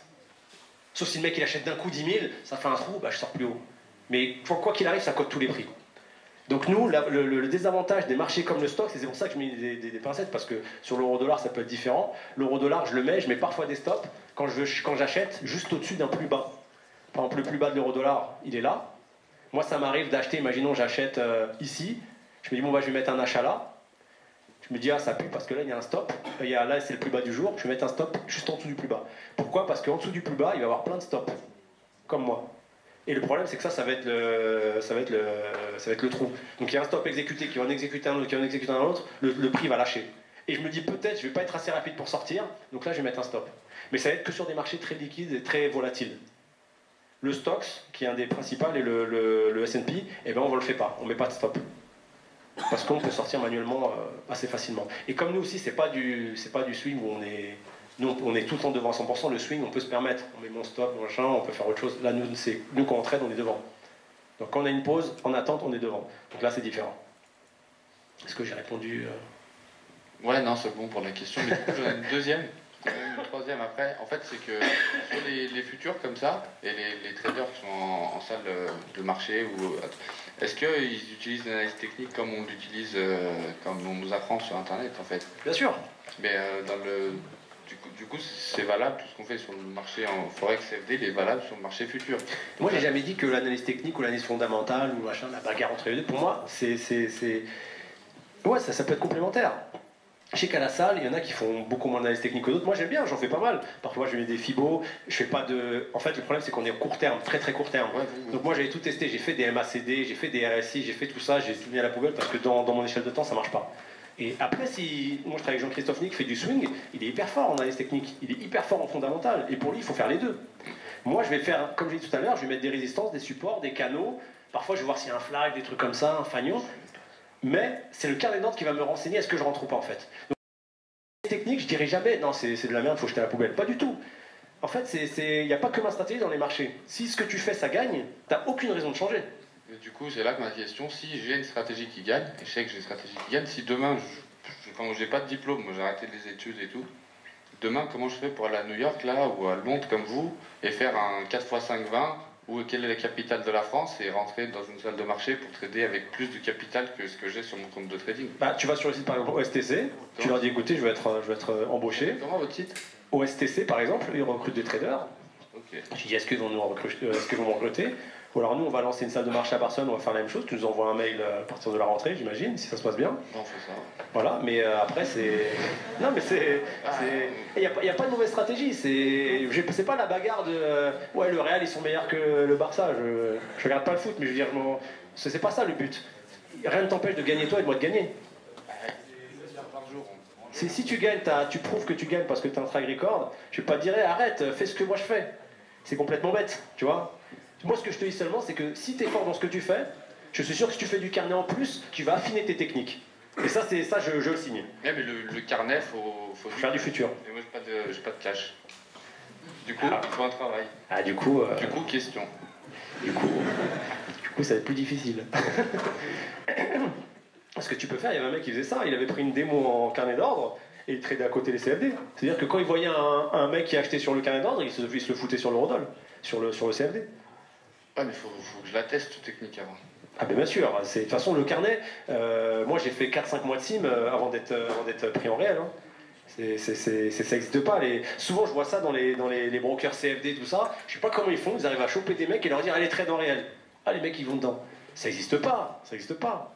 On va prendre un sport. Dans tous les sports, les mecs ils ont d'abord fait leurs preuves à l'entraînement, en match, en petit match, et après ils les mettent sur le terrain. Mais dans tous les sports, basket, foot, rugby, athlétisme, natation, ce qu'on veut, ça n'existe pas. Tu sais bien nager toi? Ouais, vas-y, saute dans l'eau et on va voir. Non, ça n'existe pas. Au foot, c'est pareil. Je vais aller voir, je dis pas Barça, je vais aller voir n'importe quel club. Voilà, je vais avoir Guingamp, voilà, je pense que je suis fort au goal quand même. Tu sais quoi, on a un match, on est samedi soir, ce soir on a un match, vas-y viens. Et on se fout de ma gueule. Et en finance, tout le monde le fait. Et pour moi, c'est la pire des conneries. Et moi, je le dis parce que dans toutes les boîtes où j'ai travaillé, personne n'est passé en réel comme ça. Moi, quand j'ai fait de la simulation, tous les soirs, on devait envoyer notre résultat au boss. On tradait comme si c'était du réel. C'est-à-dire que tous les soirs, on envoyait, voilà, j'ai fait ça. Ah putain, j'ai fait une connerie. Et je me faisais défoncer quand j'avais fait une connerie. Quand j'avais perdu de l'argent, mais que j'avais pas fait une connerie, parce que ça existe. Si j'achète parce qu'il se passe quelque chose, moi, c'est un de mes premiers jours en réel, c'est ça, il y avait la Banque Suisse qui a fait une annonce à l'époque, ils avaient réduit Et récemment, ils avaient retiré le trou. Ils avaient retiré le palier. Mais avant de le retirer, ils l'avaient réduit. Et moi j'étais short sur l'euro-dollar, bam, le marché il est parti, j'ai perdu, je sais plus combien j'ai perdu 6 000 euros parce qu'il a fait cut reverse. Il m'a dit c'est pas grave, ça arrive. Parce que c'était un truc qui pouvait pas se prévoir, donc ça arrive. Par contre, si j'ai une limite à 5 000 et que je perds 20 000, il va me dire allez, tu te casses. Ça, t'as pas respecté la règle. Et en sim, c'est pareil, en sim, il y a des règles. Si on les respecte pas et qu'on perd, c'est la sanction. Si on respecte les règles et qu'on a des jours perdants, comme je dis, ça n'existe pas un trader qui dit moi 100% de mes jours j'ai gagné. Ça n'existe pas. Ça, c'est le mec qui me dit ça tout de suite. Je lui dis on va voir un notaire, on va voir un huissier, ce que tu veux, on signe et on fait un pari. C'était un mytho. Ça, c'est sûr et certain. Ça n'existe pas. Et donc, c'est pour ça qu'il y a plusieurs stratégies. Il y a des mecs chez Futex, ils faisaient des Ichimoku. Il y en a, ils faisaient des Bollinger. Il y en a, ils font du gilt, l'obligation anglaise. Il y en a, ils vont faire du boon. Il y en a, ils vont faire de l'euro-dollar. Chacun va voir ses marchés. Et jamais. Après, peut-être, ils peuvent s'inspirer d'autres. Mais si toi, ça gagne. Après, le problème, c'est d'avoir du cash, c'est le plus gros problème. Hein? Il faut voir combien ça gagne aussi, il faut voir le risque que tu mets, il faut voir plein de choses. Est-ce que c'est un truc sensé? C'est très affiné, ça.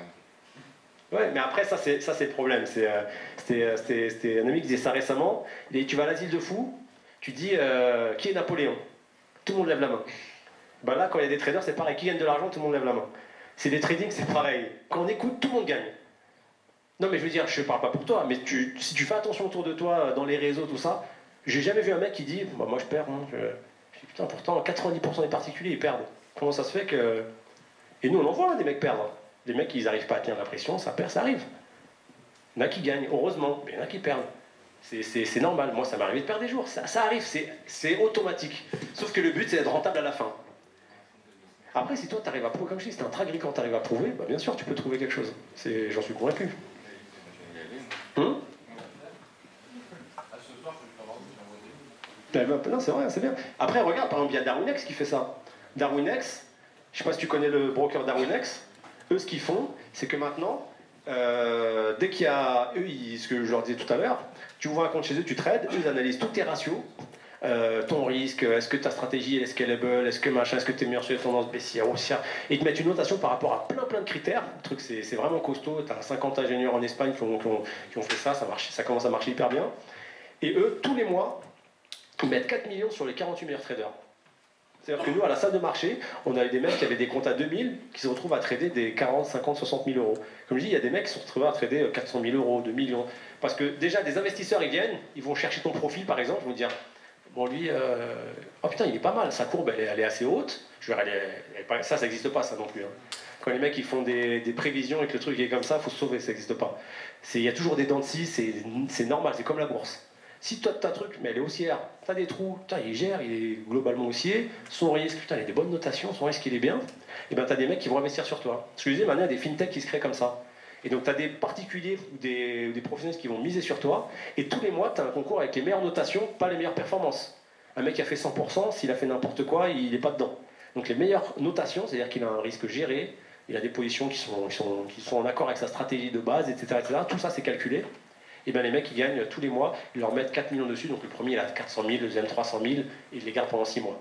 Donc tu peux être dans le classement, il y en a qui ont été dans le classement genre 3 mois de suite. C'est-à-dire que le premier mois ils ont été 3e, ils ont 200 000, le mois d'après ils ont 100 000, le mois d'après ils ont 50 000, et les mecs ils tradent et ils gagnent 20% de ce qu'ils font en performance.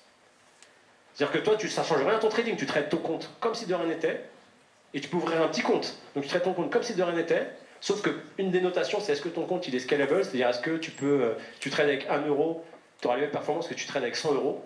Ça, par exemple, nous, c'est scalable entre guillemets jusqu'à un certain montant. On ne peut pas mettre 1 milliard. Parce que nous, c'est du ping-ping, on rentre, on sort. Si on est trop gros, on ne pourra plus le faire. Donc si toi, tu as une stratégie où eux, ils disent bon, bah ouais, c'est scalable, on peut mettre pas mal d'argent sur lui, et ben tu peux être dans ces concours et gagner de l'argent. Regarde, hein, si tu es sûr de toi. Et en plus, je crois qu'eux, ils peuvent prendre en compte ton ancien track record. Je suis pas sûr. Tu as travaillé sur MT4 ou sur. TradingView.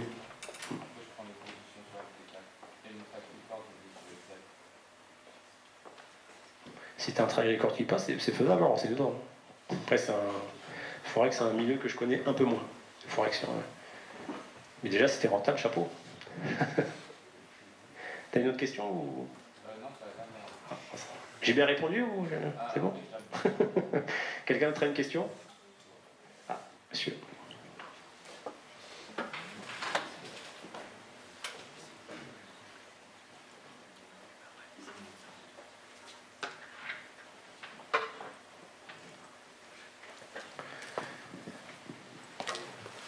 Ça marche pas, je crois, le micro.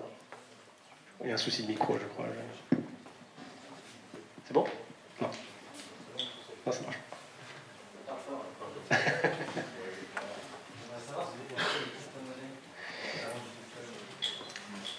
Alors, c'est classique. Le problème des bitcoins, c'est que nous, en fait, on trade, comme je dis, c'est du entrée-sortie.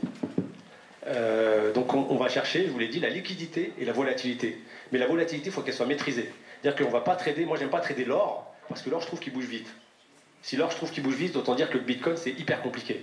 Le problème c'est comme plein de banques pensent la même chose, c'est que pour l'instant il n'y a pas encore d'instituts qui se sont mis dessus. Donc c'est pour ça que c'est compliqué de venir dessus. Pour moi il y a une réelle opportunité, mais des mouvements qui font plus 10, moins 10, c'est dur à trader. C'est dur à trader parce que ça va quand même dans tous les sens. Moi il y a mon voisin, il m'a dit, je lui ai dit tout à l'heure, le bitcoin il valait 2002. Il me dit j'ai entendu un mec parler au café, le bitcoin. Nous on a une devise, c'est que quand les particuliers commencent à s'intéresser à une action ou un indice ou n'importe quoi, c'est le moment de se barrer. Donc c'est ça, là en l'occurrence le bitcoin c'est le truc qui marche. Je dis moi le bitcoin je regarde pas, ça m'intéresse pas. Là il doit m'en vouloir, il est à 7000. Tu vois, personnellement, et tous les jours on se dit à la salle, putain il y a quand même une sacrée opportunité là-dessus. Mais tu te dis quand est-ce que tu vas acheter, tu vois, c'est comme on parlait de cela avec monsieur. il y a une bulle. Ouais, mais est-ce que tu es au début de la bulle? Est-ce que tu es à la fin de la bulle? Tu sais pas. Hier, le Bitcoin, il allait à 7009. Là, aujourd'hui, il est à 7000. Je dis, putain, il fait des trous comme ça. Donc c'est ça le problème, en fait. C'est que la volatilité, les écarts sont tellement gros qu'on a du mal à se positionner. Parce qu'on va se mettre vendeur, on dit, ouais, ça va baisser. Sauf que peut-être, comme nous, on vise vraiment des trades très courts, peut-être qu'on va se faire sortir alors qu'on avait raison. Parce que, bon, après, il faut s'adapter. Donc, c'est-à-dire que tu vas viser des trucs plus gros. Je pense qu'il y a une réelle opportunité sur le Bitcoin. Vraiment. Mais on en parlait tout à l'heure avec Fabien, qui est bien meilleur que moi là-dessus, qui lui les trade. Et il peut peut-être répondre, hein, s'il en a. Tu veux répondre, hein? Je vais lui passer le micro, il va répondre. Et on est tous d'accord qu'il y a une grosse opportunité dessus. Et lui, il a très bien dit tout à l'heure, c'est ce qu'il m'a dit. Il m'a dit, je serais pas étonné si ça fuse à la hausse, parce qu'il y a une bonne news, mais je serais pas étonné si ça fuse à la baisse parce qu'il y a une mauvaise news. Comme quand il y avait le hacking au Japon, le Bitcoin il a perdu. Ça marche? Alors, ouais. Donc si tu veux donner ton avis sur le Bitcoin, ce sera peut-être plus probant que le mien. Fini, si tu voulais dire par rapport au Japon. Voilà, le Japon, il y avait une boîte qui faisait du trading de Bitcoin dessus. Les mecs, donc c'est une plateforme de trading. Donc les mecs venaient, mettaient leur compte, ils tradaient le Bitcoin. Moi j'étais à Londres à l'époque. Et ça m'avait marqué, c'est que le mec s'est fait hacker son site. C'était dans les débuts.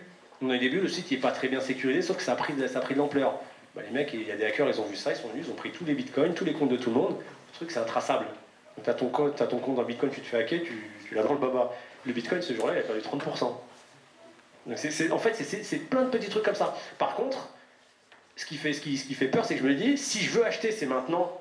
Parce que quand ça va être régularisé, entre guillemets, ça va booster, c'est sûr, parce que c'est régularisé. Donc ils vont rajouter de la masse monétaire, ça va acheter partout. Bah là, ça va exploser.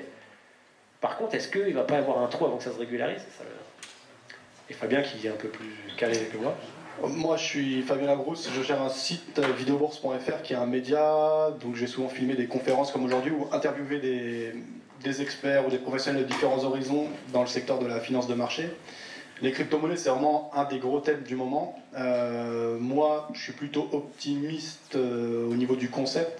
Le Bitcoin, à la base, c'est un truc un peu anti-système, enfin on va dire en dehors du système, c'est l'idée de décentraliser. Et la technologie blockchain qui est derrière est quand même super bien pensée et vraiment révolutionnaire, ce qui fait qu'aujourd'hui on arrive à des tels niveaux sur le Bitcoin. Après, pour investir, la grosse problématique c'est quand rentrer, parce qu'on ne veut jamais être le dindon de la farce qui va rentrer.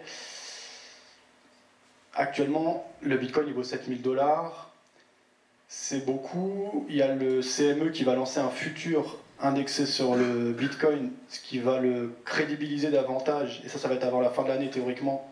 En tout cas, dans les mois qui arrivent, il y aura un futur, donc c'est-à-dire que les professionnels et les institutionnels vont se mettre dessus. Moi, à titre personnel, je suis acheteur depuis un petit moment, mais pas depuis super longtemps, donc j'ai acheté déjà assez cher. C'est sûr que ceux qui l'ont acheté à quelques centaines de dollars, ils sont bien. Après, c'est à vous de voir si je pense que maintenant il y a plein de reportages, même sur Netflix, il y a un reportage sur le Bitcoin, donc à vous de vous faire votre propre idée sur cette technologie, sur les crypto-monnaies si vous y croyez. Et juste un petit mot, vu que c'est le secteur où il y a énormément d'intérêt en ce moment, il y a aussi pas mal de nouvelles crypto-monnaies qui se lancent, dont certaines qui sont bidons. Donc comme dans tout secteur dans la finance, quand il y a un gros buzz, il y a pas mal d'arnaques et de trucs bidons qui arrivent. Donc si vous vous lancez dans ce secteur, concentrez-vous sur le Bitcoin ou sur quelques grosses crypto-monnaies qui sont vraiment crédibles et solides. Et allez pas vous mettre sur des petites crypto-monnaies où on ne connaît pas bien le truc. Voilà ce que je dirais sur les crypto-monnaies. Merci, vous ne pouvez pas dire mieux. Donc c'est Fabien Labrousse du site Vidéobourse. Si vous voulez voir le site, c'est intéressant. Il y a plusieurs interviews de traders, de personnes un peu connues sur la place financière. Donc il est allé à Londres, il est allé avec nous en Allemagne, il a interviewé sur toute la planète, New York et tout ça, donc c'est assez intéressant. Et puis il y a des forums, donc si vous voulez, vous pouvez aussi poser des questions sur le site, il est vraiment bien fait. Je suis désolé, est-ce qu'on peut répondre après? Je vais juste dire, voilà, pendant qu'on parlait tout à l'heure, Tariq il a fait des trades, donc ça c'est le DAX. Donc on peut voir qu'il a mis des positions, les triangles c'est les entrées. Donc là on peut voir que quand le triangle il est vers la droite, c'est une entrée, quand il est vers la gauche c'est une sortie. Donc là il a mis que des ventes. Donc il a mis des ventes sur les retours, c'est-à-dire que dès que ça montait, il vendait parce qu'il sentait qu'il y avait une tendance baissière. Et donc là, il y a eu quelques trades qui ont été faits en, je sais pas c'est quelle échelle de temps, je crois que c'est du 5 minutes, donc ça a dû être en 25 minutes. Donc c'est vraiment ce qu'on a eu, c'est il rentre, il sort, il rentre, il sort, il rentre, il sort, ça monte, il rentre, il sort, il rentre, il sort, il rentre, il sort. Voilà, le marché il a cavé, on a arrêté. Donc je crois qu'il a fait 212 €, voilà, avec des petites tailles. C'est du... voilà, c'est ce genre de trading qu'on va faire. Malheureusement, la prochaine fois peut-être il faudra en faire un plus tôt, comme ça on pourra trader en live. Nous on aime bien trader en live. Donc on le fait à Francfort la semaine prochaine, à Sofia en décembre. Donc la prochaine fois on pourra éventuellement le faire ici, mais il faut que ce soit pendant les sessions européennes. Voilà. Donc je crois qu'il faut rendre la salle, donc on se fasse éjecter Manu Militari. Alors merci à tous d'avoir été si assidus.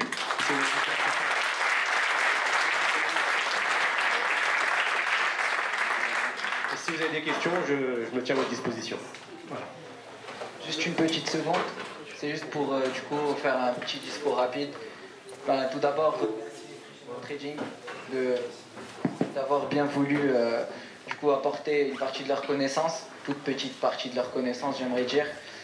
Merci à vous aussi, donc d'être venus aussi nombreux, c'est bien gentil à vous, ça nous fait plaisir, surtout que c'est notre premier finance meeting. J'espère vous revoir aussi nombreux donc à nos prochains événements. Merci aussi à l'ensemble de nos partenaires. Donc Caisse d'épargne, Vidéo Bourse, merci. Merci aussi à l'Université Jean Moulin Lyon 3 donc, de nous avoir permis du coup de faire l'événement dans leurs locaux. Voilà, j'espère vous voir donc nombreux à nos prochains événements. Merci à vous et bonne continuation.